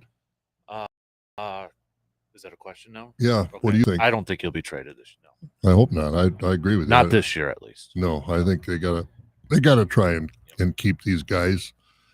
I mean, you just can't throw the franchise in the dumper like that. Receiver defer. So with MLB free agency opening up here, Jeff Passan, according to ESPN's Jeff Passan, MLB front office officials polled at the Major League Baseball GM meetings believe Aaron Judge's deal will fall somewhere in the range of 8 years for $320 million. Receive or defer, you think it'll just be about $40 million per year for Aaron Judge? I'm going to receive that because he got a lot of splash for hitting home runs. He hit for average. He almost won the Triple Crown. And, he's the real deal. But I'll receive see that. I think there's got to be a top someplace. And I think baseball's feeling the same thing, that they've got to have a top on these salaries. I don't think they've got unlimited revenue like football. I mean, the Yankees are obviously different. Receiver defer. If Judge doesn't sign with the Yankees, will he sign in the National League because of, going back to Yankee Stadium and this, that, and the other thing? I think so. There's a belief that, again, we mentioned the Giants being a big one. If this happens, I'm just going to be really ticked off. But there is talk the Dodgers, too. Oh, yeah. I'll tell you, and I have not heard anything about this, but knowing how they operate and with the retirements, I wouldn't be surprised if St. Louis isn't in the mix. Molina's retiring. They got Goldschmidt or not already to a lot of. Yeah, but I think Goldschmidt would be moved if they sign Aaron Judge. Would you move on? Paul Goldschmidt's pretty. But he's getting up there. The last half of the year, he really tailed off. He's a good player, no question about that. Yeah, he is 35 years old. Yeah, and he's getting to the end of the run. Man, I would never have guessed he's mid-30s. Oh, yeah. I never would have guessed that. He played Arizona for a long time. But, no, he's... That's the thing with baseball players. When they finally do come up, they're like, unless you're the Bryce Harpers or the youngsters. Yep. You're already in your mid-20s possibly. So. Yeah. No, I think don't count St. Louis out. It's just my thought process, how they operate. They seem to figure out a way to get some of these things done. And, Wainwright, he said he's coming back to pitch, but St. Louis just has a way. How they could work that salary in to the city the size of St. Louis, I don't know. But that's all they've got. They have no football.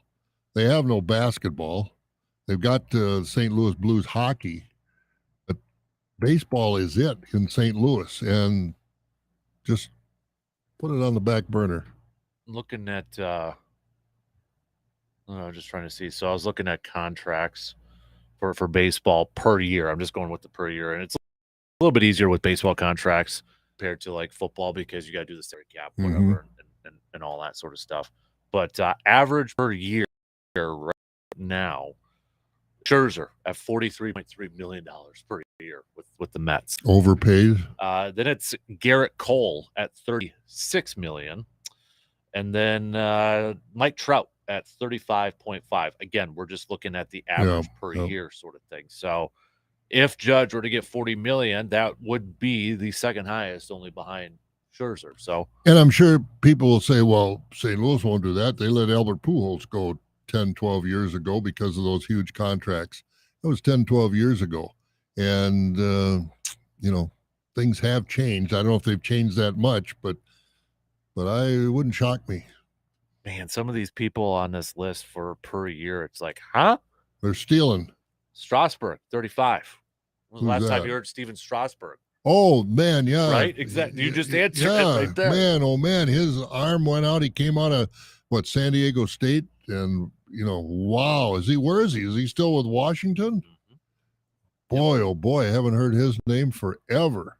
David Price, 31. Remember David Price?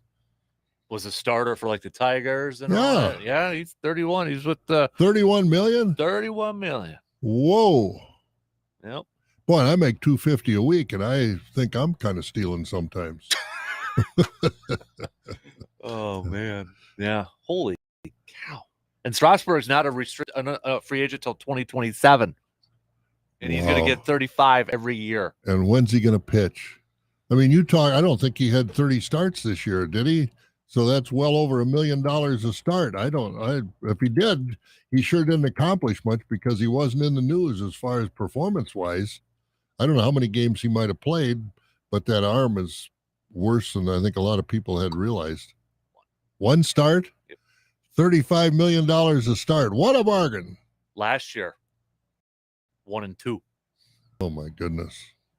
Yeah, 2020. Yeah. And 2020. And two starts? Yeah. So 2020, 2 starts. 2021, 5 starts. 2022, 1 start. Wow. And those are things, well, his arm was fragile, but they went and did it. after that World Series. Yeah. And you cash in there, but holy moly. That's, yeah. David Price is actually going to be a free agent, but yeah, this past year he made $32 million. Boy. Kids, And be a baseball player. I don't know if anybody, yeah, really.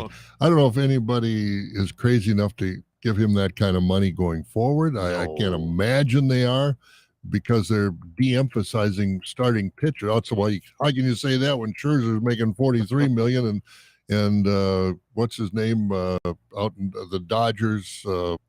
Kershaw. Thank you. I want to say Kreitlow. But Kershaw, he, these guys make ungodly, and when they're right, they're right. But boy, oh boy, you can't count on them too much. Well, look, you got a closer that's making $20 million a year now in Edwin Diaz. Yep. For 1, maybe 2 innings every couple days. Yeah, and then you watch them, and the thing is, for us, you play out here and you throw the ball, and granted, you don't throw it as hard as those guys do and stress the way they do, but they say, oh man, he's got a 4-out save. Will he be ready in a couple days? 4-out save, and is he going to be ready? Well, we talked about that with Hader when he would pitch 2 innings. Yeah, a couple of years ago. Now he's got to have 3 days off. Yep. Times have changed. Boy, have they ever. So is the money. Yep. All right. We got to take another break. Final hour coming up in just a few minutes.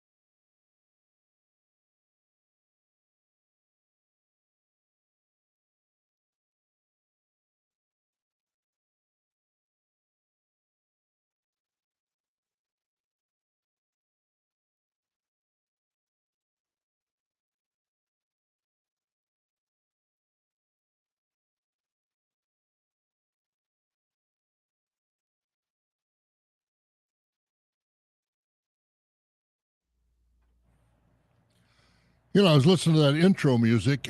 Where have I heard this before? And that's the same intro music they play at a Badger game before the game when they fire up the troops and Barry Alvarez comes on and says, you better get your season tickets before too long because it won't be long and there won't be season tickets available the way we're taking this program or something like that. But that's the intro music Really? that they use down at Camp Randall. I did not know that because that used to be I think it still is, but the Chicago Bulls intro song. Yeah, I think you're right. But they use that down at Camp Randall for every game. Did not know that. Yep. Hey, third hour kicking off right now. About 8:30, we'll catch up with Jake Bolks for our outdoor tidbit here as we are approaching rifle season already coming up next weekend, believe it or not. Want to talk a little hoops here. And, I know we did our Thirsty Thursday for Veterans Day tomorrow, but I don't think a lot of people realize that. I mean, he plays for Boston. I get that. Sam Hauser right now is playing some good basketball for the Celtics. I saw him playing in the Celtics game, and they said Sam Hauser. I said, holy man, good for him from over at Stevens Point. He last night against the Pistons played 32 minutes and dropped 24 points. Good for now. Is he the older brother or the yes. Okay, the one Joey's at Michigan State. He's still at Michigan State. Okay. Yep. Well, good for Sam. That's great. And then just this past Saturday, he dropped 17 points against the New York Knickerbockers. So good for him. Hopefully he has a long career, makes a lot of money. Getting an opportunity right now. So I was kind of looking over some numbers just to kind of like advanced statistics for the NBA and kind of seeing where Giannis was. And all of a sudden Sam Hauser's name popped up. I'm like, well, let's do this. Dude dropped 24 last night. So good for him. That's pretty cool right there. Yeah, I saw a little bit of it and they said, and I watched just a couple of minutes and he was doing all right. Yep. So when I was looking at this, I was kind of like, we can look at points per game and, all that sort of stuff. So NBA.com has a stat called player impact estimate. Everybody could come up with something. They've all got these metrics that they're using now. But looking, and you kind of have to look at, because Malcolm Hill's number one. Where you're like, who the heck is Malcolm Hill? He's played 3 games for the Bulls. He's averaged 0.4 minutes. So I was like, okay, let's look at minutes. A person who actually plays a lot of minutes.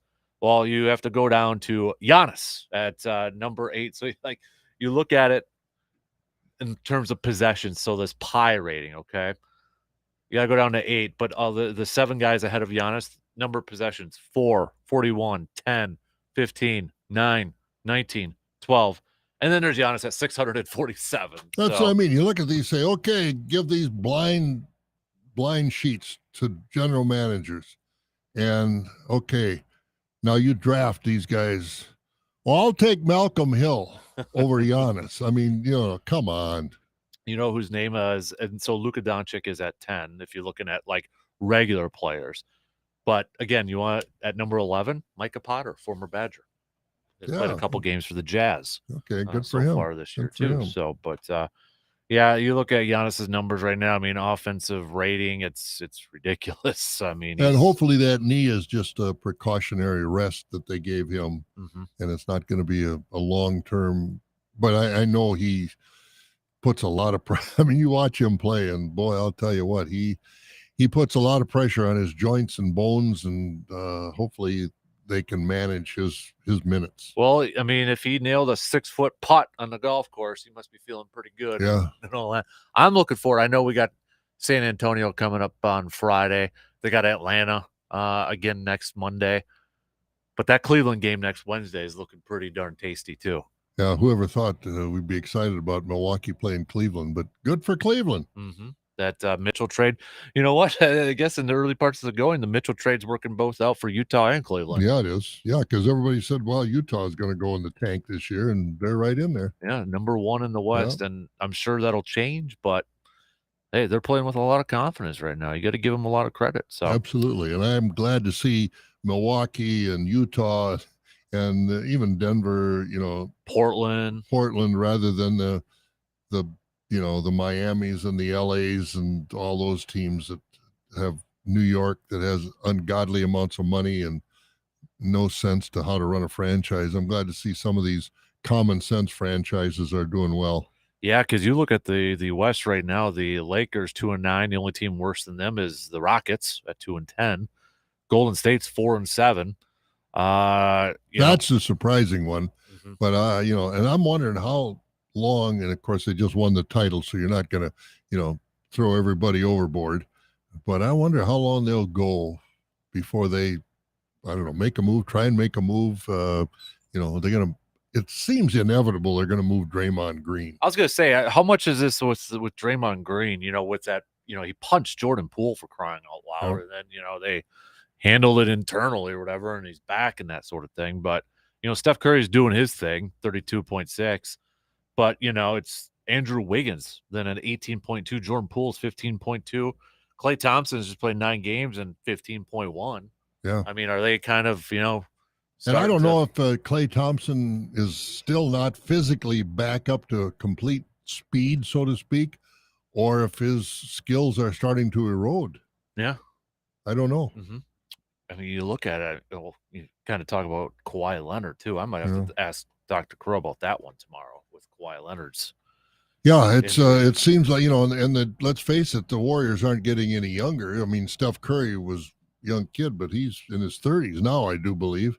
So these guys aren't getting any younger either. But he's got the he can hit it from the logo. Yes, he can. But rewind it, I guess, a couple weeks ago when we were talking about Jay Crowder, and should the Bucks make a move for him. And I think you and I were both of the notion, yeah.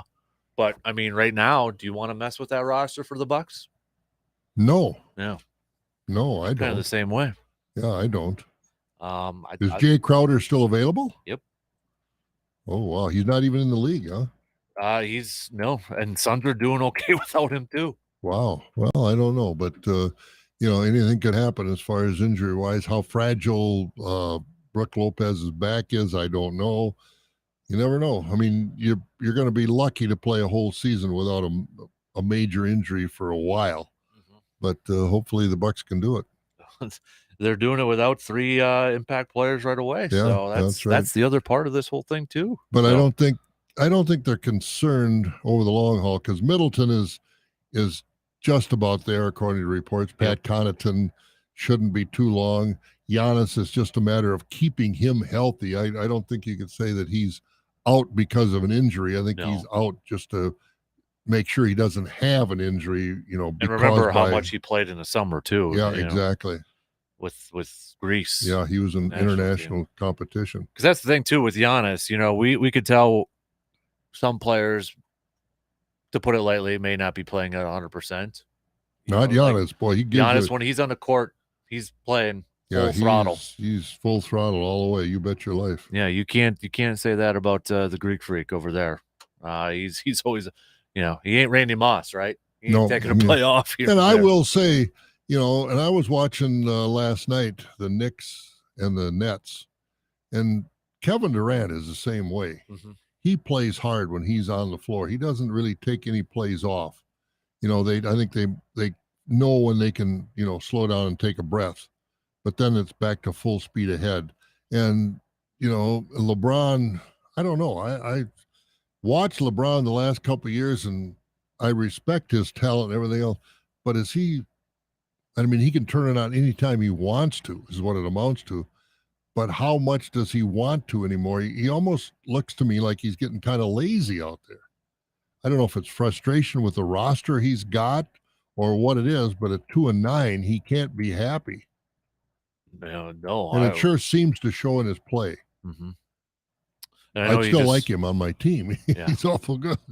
He left with a groin injury last night. Is that what it was? Okay. So, but yeah, well, we'll see how that works out.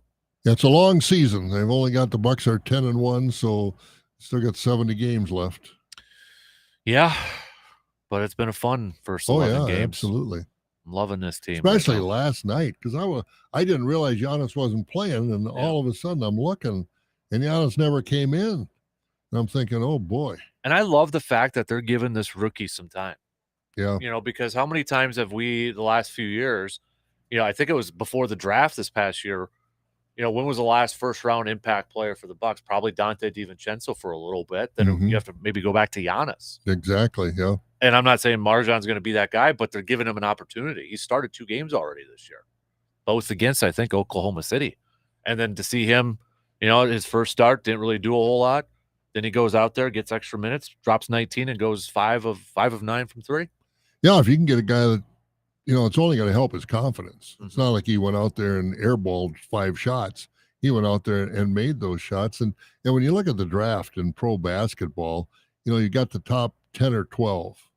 Then you got to get lucky. Mhm. Like the Jazz did with Mitchell here a few years ago, picked him like 18th or 20th in the Right. first round. Then you got to get lucky with somebody like that because there's so much talent. And I don't care these rookies coming in.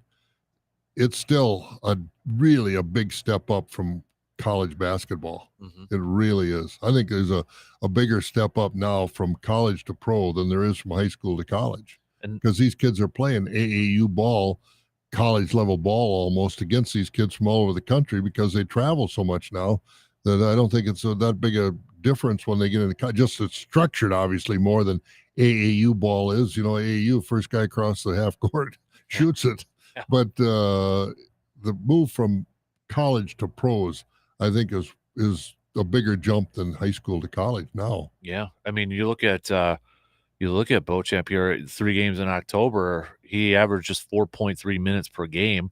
That has skyrocketed to 20 minutes per game so far in November. I mean, 30 minutes last night, but got 11, 25, 18, 16. They're giving him opportunities. They're giving him chances, which we haven't seen a whole lot from a rookie for the Bucks, at least right away. Yeah, you're right. And I think as the season goes along, when Holiday comes back, Connaughton comes back, Middleton comes back, That'll those change. numbers, those numbers will moderate. But I still agree with you. I still think he's going to get considerable playing time or meaningful playing time. Yeah, I mean, give him a shot, see what you got with him. He ain't going to do anything good sitting on the bench. No, right? That's right. So, and he took advantage of that last night. I know he dropped 14 in another game. Was it against Minnesota? Yeah, and when a guy like Middleton comes back, is he going to be up to speed right now, or is he going to need a few games to work himself into game shape? And that means more minutes for this kid until Middleton does get back up. So I think Budenholzer's got to be smiling, thinking about the options he's got going forward. Yeah.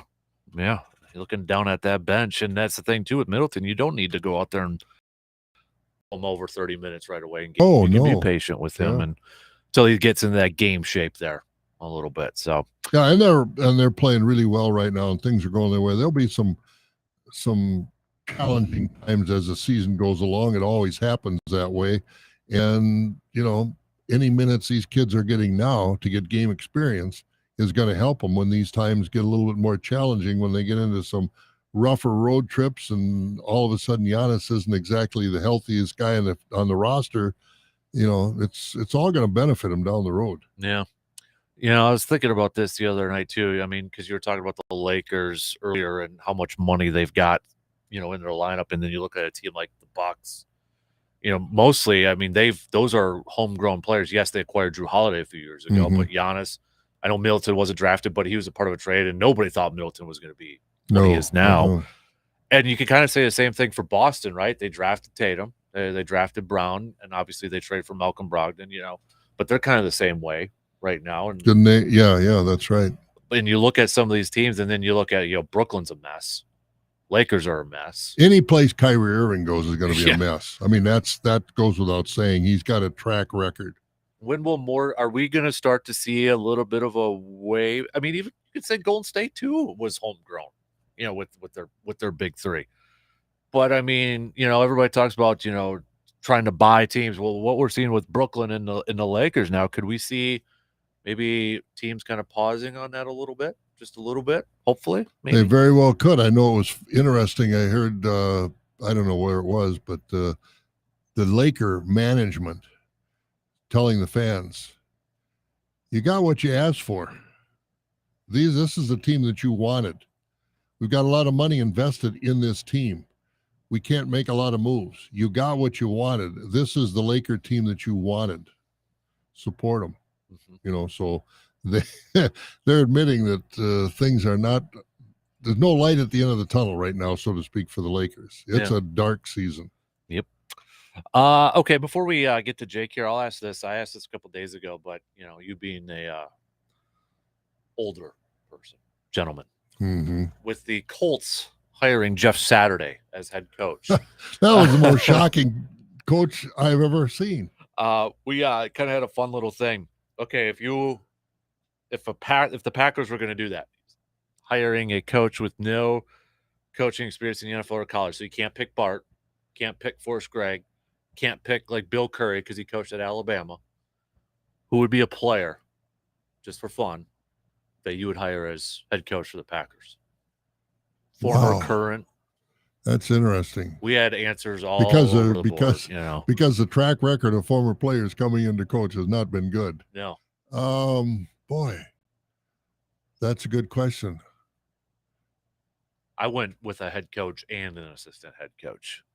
Who'd you go with? I went with Reggie as my head coach. Reggie White? Reggie White, because, you know, going in that locker room, people are going to listen. But then the assistant, Jerry Kramer. That's my duo right there. Yeah. I'm trying to think of some guys that would have more of a... Because I think if you're going to do the player, it's mostly more about not the play calling or anything like that. Mm-hmm. You know, you're not going to scheme up anything or whatever. Well, that's what I'm trying to think of. There have been some former players who have been very good at that. Yeah.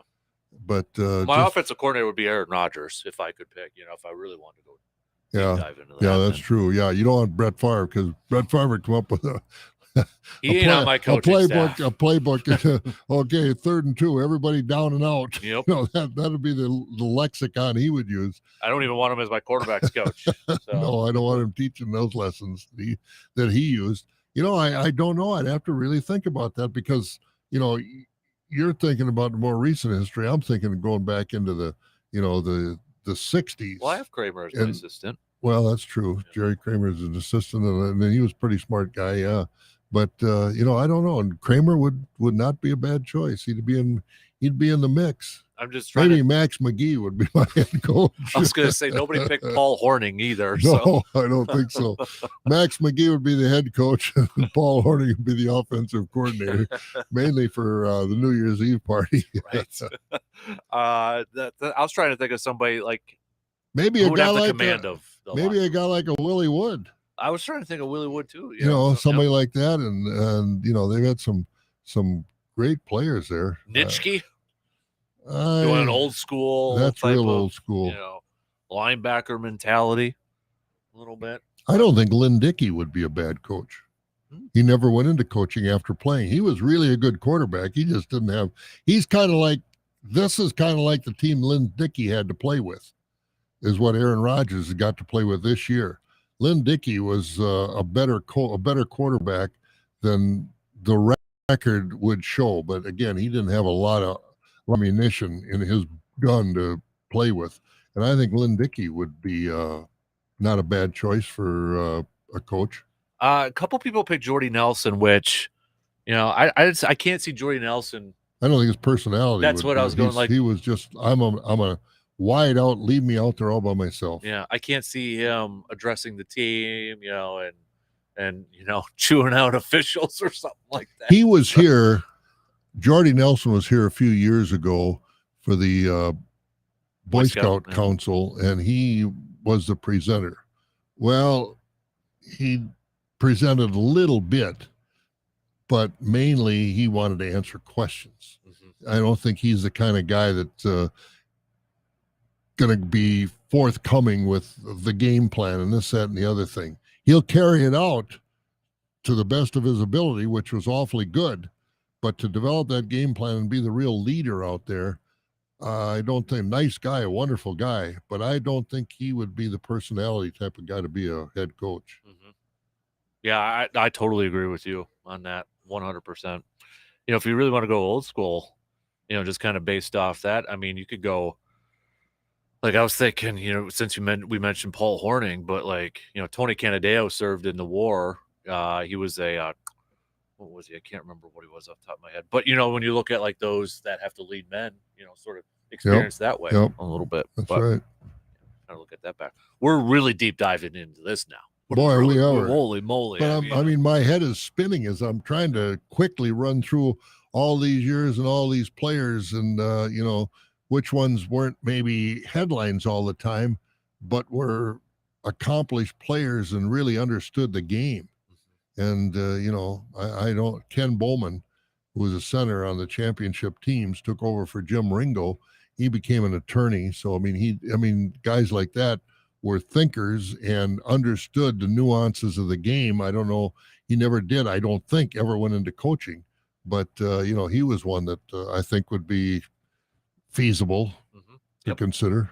I would agree. So, I was trying to think of some. Yeah, I was kind of like you, trying to think of some under, maybe not name people, Right, whose yeah. names aren't on the Lambeau facade, over there. But maybe a guy like a Mercedes Lewis, who apparently everybody just loves and respects. Yep.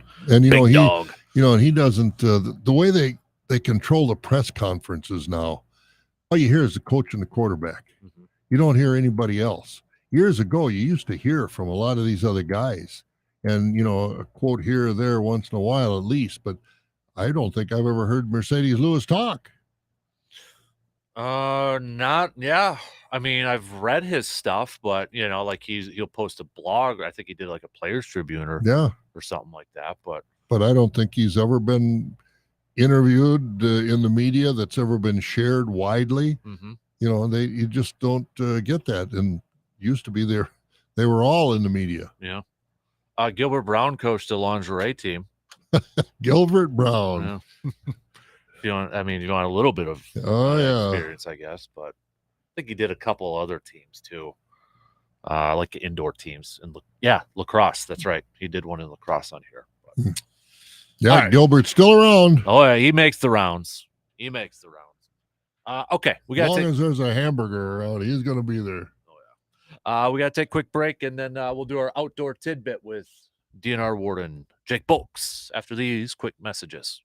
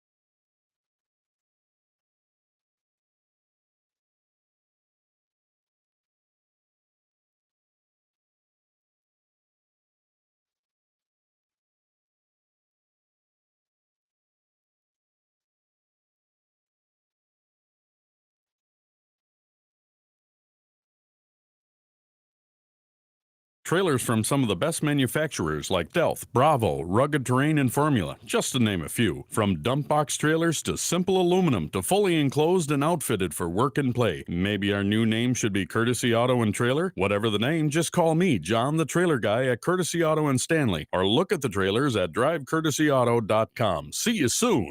Colder temperatures are on the horizon, but some of us already knew that without looking at the calendar. That's because you started to feel that pain in your knee again, which helps you forecast that temperature. While that pain in your knee may be a reliable weather forecaster in your opinion, should also be a reminder for you to make that appointment with Chippewa Valley Orthopedics and Sports Medicine to get the pain checked out. Start off by going to cvosm.com to make your appointment and start living that pain-free life today.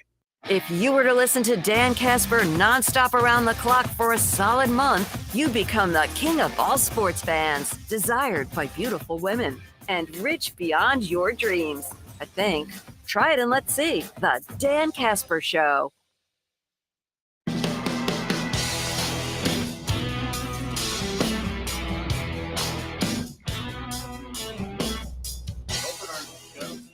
Turn on my right mic. See, that's what the problem is when I got to change mics. I always pot up the wrong one. Dang it. All right. Can you hear me? Okay, good. Can you hear me? Testing 1, okay. 2. Just Can you hear sure. me? Yeah, it's okay. Can't do two things at once here. Opener is coming up next week, so if you're not, you better get ready. Better look at that calendar. Better buy your license and tags and all that sort of stuff. But to answer any questions, as always, every Thursday around this time, our DNR warden, Jake Boakes, joining us. First things first, Jake, congratulations. How's mom and the little one doing? Oh, I appreciate that. They're doing real good. Good. Little baby girl, she's a week old now, and everyone's happy and healthy. Did you name her Bobby or? No, little Cora Rose. Oh, good deal. That's Cora, awesome. we've got a Cora here. Yep. Awesome. You getting any sleep or? She's a pretty good sleeper. Oh, you're lucky. And and my wife's doing a really good job with everything, so it's not too bad. Good deal. Well, congratulations, Jake. Thanks. Hey, I got a personal question here first. So on, I know we've talked about hunting deer in the city and that quite a bit, but my question is, so Monday morning I was driving to work here about 3:30 in the morning, Claremont Avenue, and I seen this monster, Jake, and I'm like, monster, okay, but, and I kid you not, it was running to your office, the DNR office over there. Can I put up a stand over there? Can I put up a stand over there or not? What's? I'm just kind of kidding. So, kind of. Yeah. Yeah. Well, if you get permission from the land manager, go for it. It was huge, man. I was like, holy cow. So I don't know if you guys got trail cameras or anything up there, but you got a big one running around I'll take over a look at it. No, some deer are smart. Go where you're most protected, right? Right in the city, right at the DNR headquarters. I've got a tree stand in my backyard now.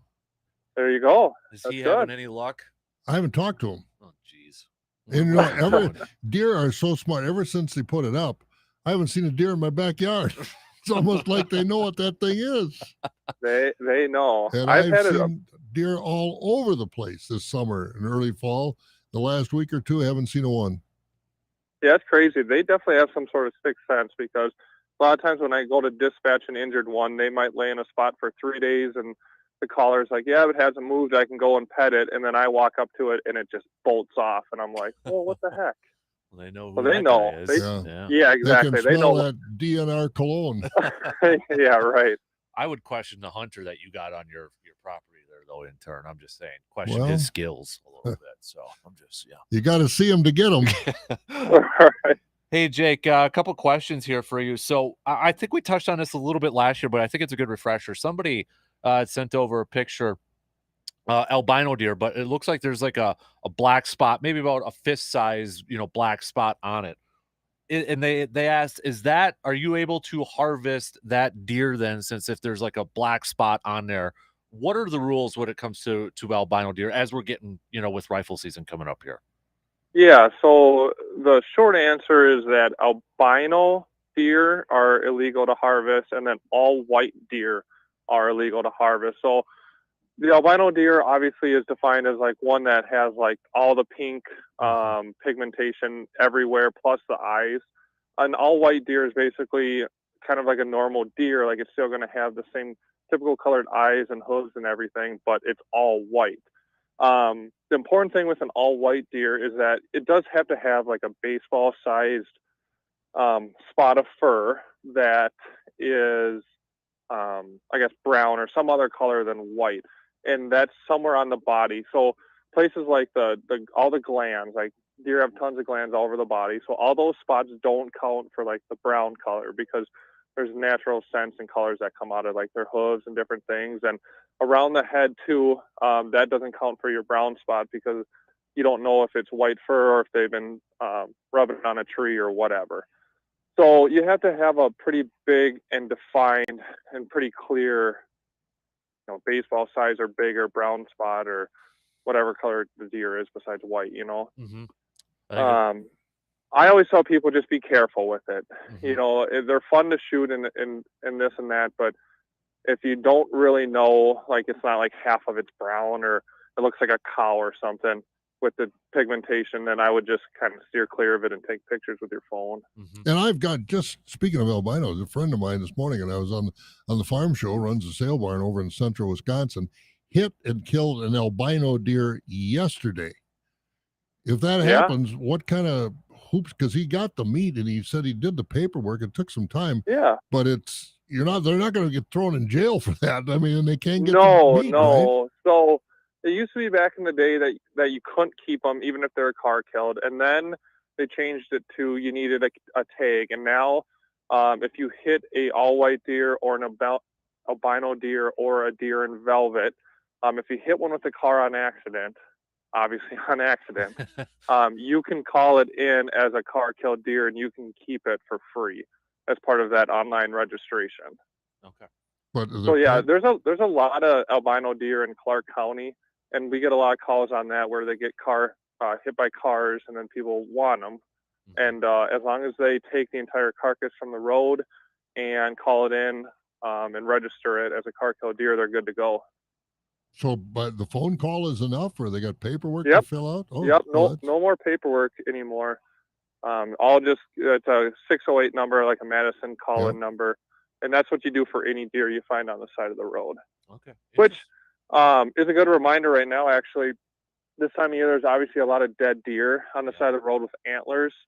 I get this question a lot: is can I just cut the antlers off? And the answer would be no. If you want to take a car kill deer that has antlers, you have to call it in just like we talked about, and you have to take the whole carcass. So even if it's stinky and gross, you got to remove it, and then you can dispose of it however you wish. Throw it on the side of the road someplace else, huh? Right. There's that DNR carcass dumpster at the office there, which is great, but you got to remove the whole thing, not just take the antlers, because that's a pretty hefty fine. Gotcha. That's good to know. So, good stuff. Yeah, you're right though, because with the rut and everything, I mean, they're running around and. And I've seen a lot of them lately on 94 and Highway 12 and stuff with, not monster ones, but ones where I could see someone stopping and cutting the antlers off, and I get 3, 4, 5 calls a week usually about it. Interesting.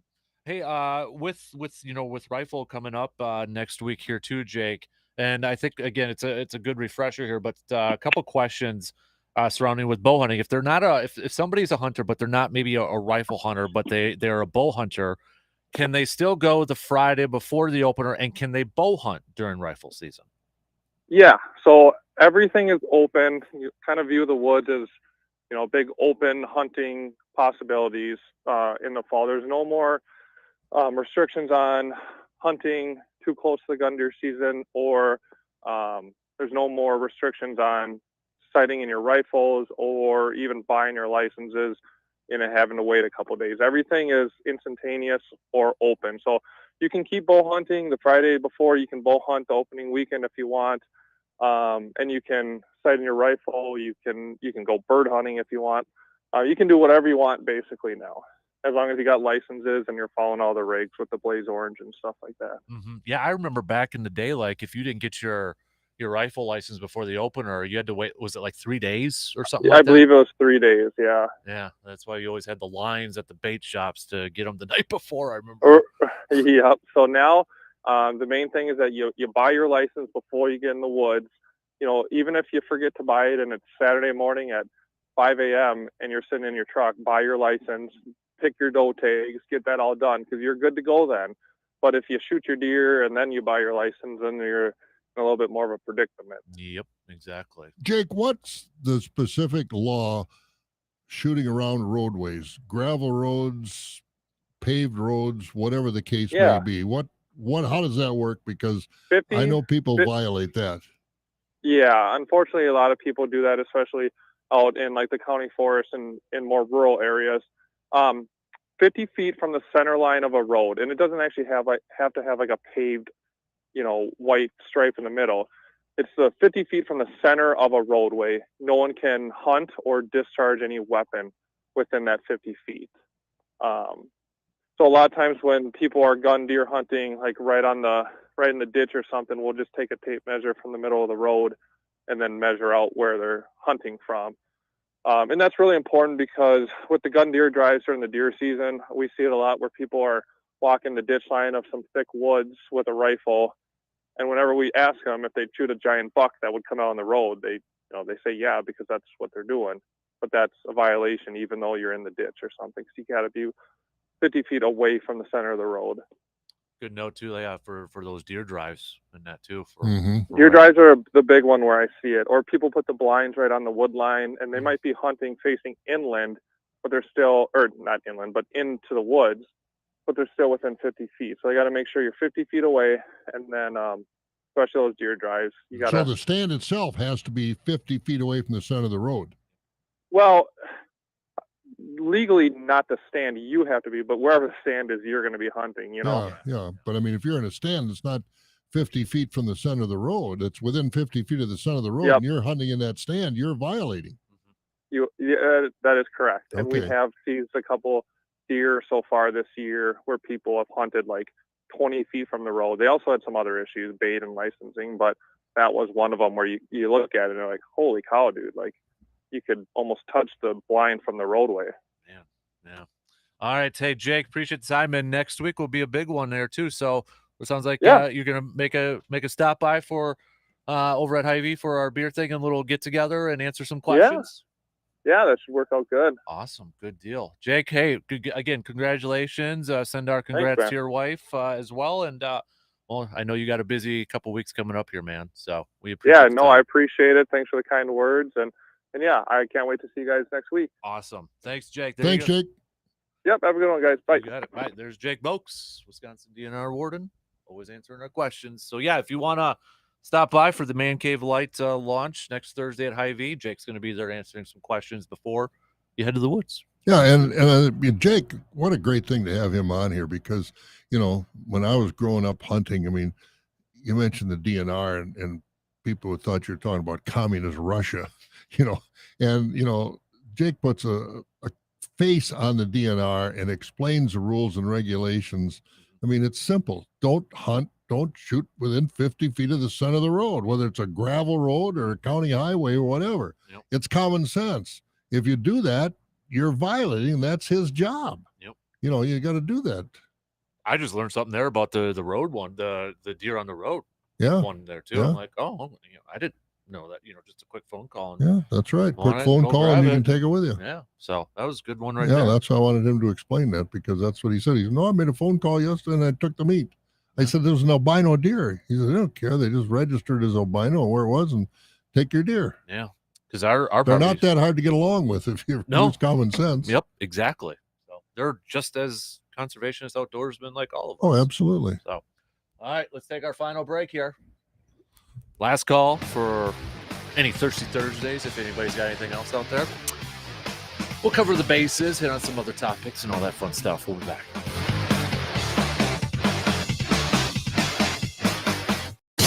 You're listening to the Dan Kasper Show.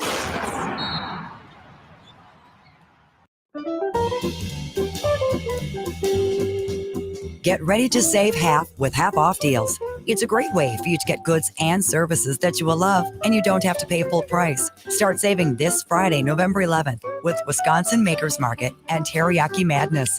Be ready with your credit or debit card and get ready to save with this week's half-off deals. For more details and to find out about all the savings, just go to aroundthe715.com. What's something you can't get for $16.99? That awesome snowblower you've been wanting? What's something you can get for $16.99? A month of unlimited car washes at Clean and Classy. Something you can't do in 5 minutes?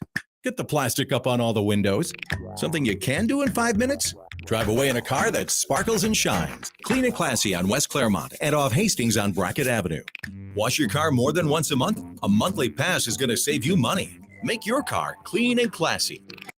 When it comes to all of your flooring needs, the Chippewa Valley has your one-stop shop for everything you need to add some new, beautiful floor to your home. And that's Carpet City Flooring Center in Eau Claire. Carpet City Flooring Center has all the latest styles and trends in the flooring business, including the popular Rigid Max flooring that you can only find at Carpet City Flooring Center in Eau Claire. They have the best prices in the area. For some reason, you do find a better price elsewhere. Carpet City Flooring Center matches or beats the price. And when it comes to the team at Carpet City Flooring Center, well, you won't find anyone better to work with. Knowledgeable and caring with the goal in mind that they want to find the floor that you want, that works best in your home and works great in your budget. So go visit Carpet City Flooring Center at 3109 East Hamilton Avenue in Eau Claire and check out their website where you can check out their inventory and use their floor view option where it allows you to see what a new floor would look like in your home. Wisconsin's premier flooring store, Carpet City Flooring Center, where their prices will floor you.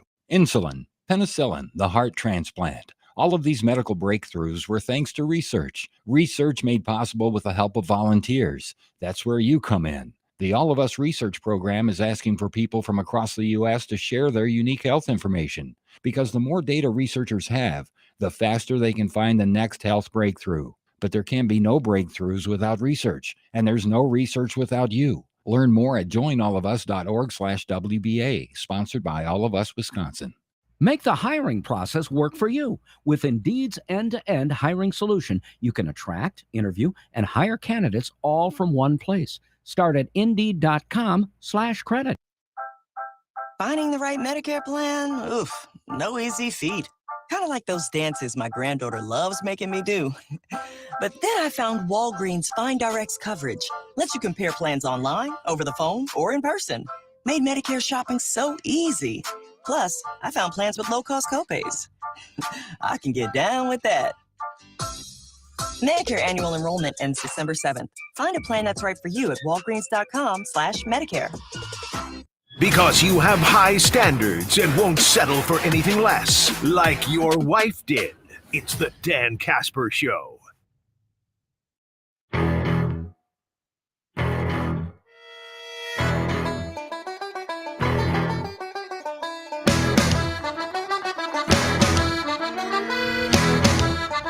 Quick reminder, the Blue Gold women's volleyball team will begin their tournament run to maybe repeating as national champions in just a few hours, 12:30. They'll be taking on Gustavus Adolphus over at in Minnesota, hosted by Northwestern. So they made the national tournament. We'll see if they can get another national championship. Women's volleyball is hot, and there are really a lot of good young ladies. I mean, that whoever wins the Big Ten volleyball championship this year for the women, it's going to be quite a team, because I don't know, they must have half a dozen teams ranked in the top 15 or so. It is stacked. Yes, Wisconsin, it is. Nebraska, Minnesota, Penn State. I mean, it's There's all a lot over. of good ones. Yep.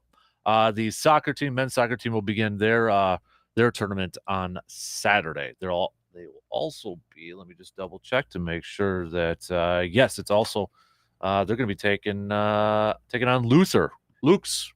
Oh, there you go. So Luke will probably be over there singing the national anthem or something before the game.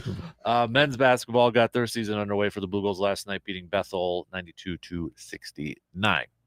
All right, let's cover some bases here this morning. MLB free agency beginning. I would be shocked if any of the big names start falling right away. No, I think you got to lay some ground rule or some ground dollars, so to speak. Remember a couple years ago, I think it was the Manny Machado, Bryce Harper offseason, and they actually went. Bryce Harper didn't start spring training with the team right away. I don't think that'll happen with Aaron Judge, though. Do you? No, I think he'll sign. Yeah, I think he'll sign before spring training. Oh, I think so too. I think he'll sign before Christmas. I was going to say, I think he's going to sign yet before the first of the year. Yeah.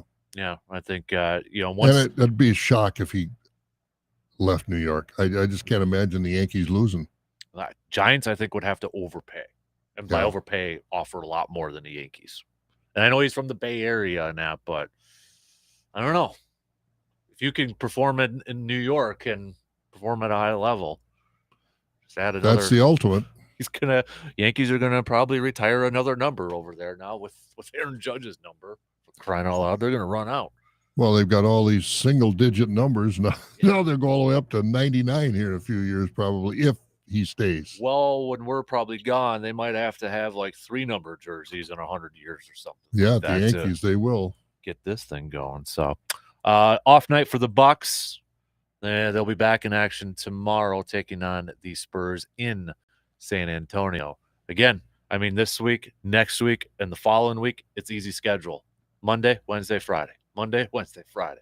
I like that. Yeah, that's good. Those back-to-backs are hard on these guys. I mean, we talk about some of these guys taking these, what do they call, load management days off, but they're playing hard. They're big guys. Those joints are fragile, and, you have to kind of understand that, well, they don't work 8 hours a day. No, but for those 2 or 3 hours that they're playing, and if they're starters playing a lot of minutes, that's a lot of stress on their bodies and their joints. Mm-hmm. And, I mean, they're working out and doing all. I mean, guys like Giannis, are putting in the extra time. Oh yeah, he's in the gym and we're doing all kinds of stuff. Yep, definitely. So, Packers will be back at practice later on today. I would assume that the injury report will. Even my wife last night said that just looks ugly. For some reason, she saw the injury report on Facebook. I'm like, well, it's a Wednesday one. A couple of those guys will be back tomorrow, but it's still fairly long. David Bakhtiari, no practice. Chris Barnes, who returned to the team last week, concussion protocol, he didn't practice. Devondre Campbell didn't practice. Romeo Dobbs didn't practice. Rashawn Gary put on IR yesterday. Elton Jenkins did not practice. Aaron Rodgers did not practice. Eric Stokes did not practice. Sammy Watkins did not practice. Oh. And what do they say about practice? Practice makes perfect. Yeah. If all these guys aren't practicing, they're a long way from perfect with that roster. And again, these guys that are hurt, I mean, injuries happen in football, but boy, it seems, I mean, you watch it, Dobbs makes a catch, tackle, he's gone. Watson makes a tackle or makes a catch, tackle, he's gone. All of a sudden, Rashawn Gary, where's he? We were talking, well, how come Gary's not in this game? Well, he's torn gone. ACL. Yeah, torn ACL. And the list just goes on and on and on. And I tell you, it's been a snake-bitten season for the Packers. The Christian Watson one is interesting to me because I don't know if you heard this, but everybody assumed he's actually in concussion protocol, but he didn't suffer a concussion in the game. Everybody thought because that was reported, but apparently he passed everything. He passed all the tests, but because like if you look at the injury report, he's a full participant, but it's still listed as injury protocol or a concussion protocol. But you listen to Matt LaFleur, and they were just like Christian Watson wanted to go back in the game. He got hit in the chest, and he was out of breath a little bit, but they were being cautious with everything. You kind of wonder if that whole Tua thing doesn't happen. Is Christian Watson going back in that game? Good point. And like everybody's kind of on. And I'm not saying that's wrong, right or wrong, player safety first, but you kind of wonder that trickle-down effect with what happened with Tua those couple weeks, teams and being just really, really, really cautious now with everything. Well, I mean, over the years, it's an accumulation of things. The guy for the Bears that died and, donated his brain, the defensive back, I can't say his name now, but Junior Seau and these guys, I mean, those are horrific stories. Yeah. They really are. And so you can eliminate those with a little precaution ahead of time. I don't have a problem with that. Yep. Christian Watson is a guy that I think has got a lot of talent, but I don't think, from watching him, I don't think he understands the speed of the professional game.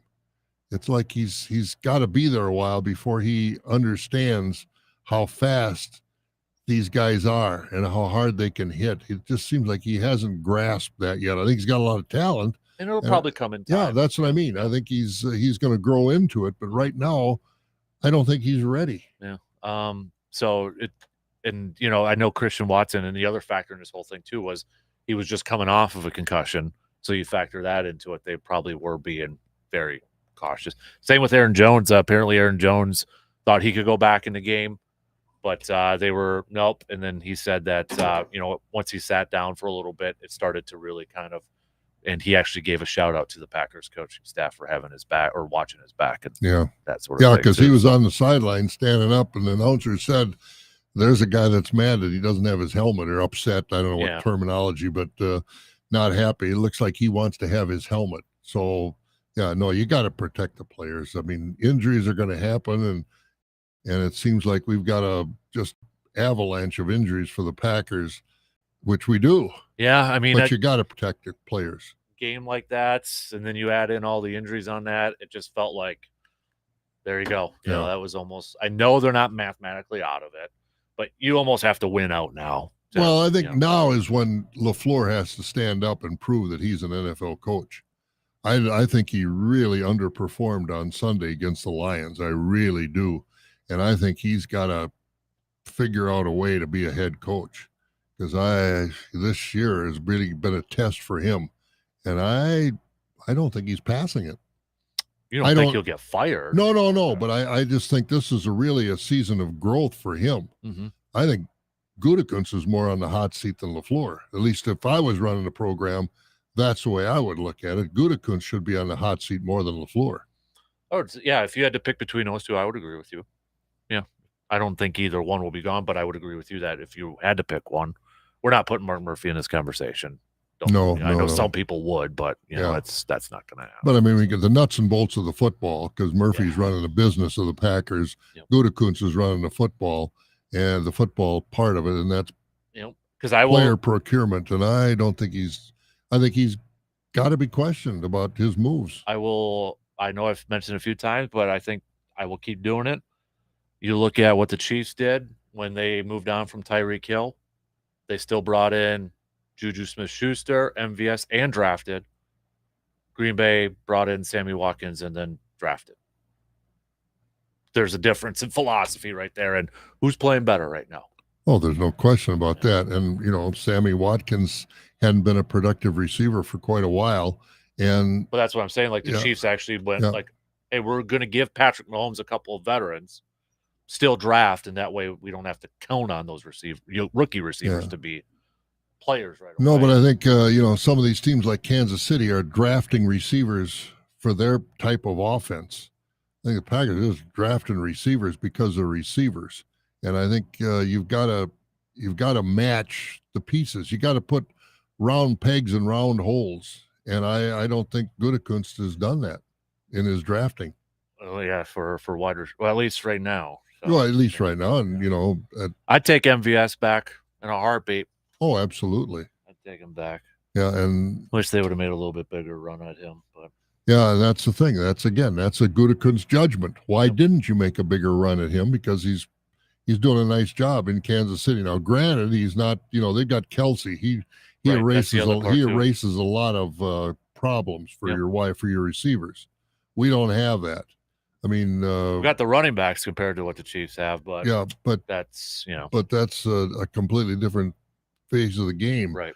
I mean, they've got Kelsey, and he, our tight ends. He's okay. He's okay. Yeah, our tight ends don't have the ability to get downfield and get open like he does. He makes it happen a lot. Scored 4 touchdowns in a game like Al Bundy did in high school. Yes, he did. Yeah, Al Bundy.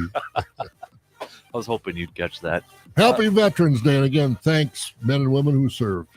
Good stuff. We'll be at Hy-Vee celebrating Veterans Day. Hope to see you there tomorrow, 6 a.m. You're listening to the Dan Patrick Show on WAYY Eau Claire, W286CK Eau Claire.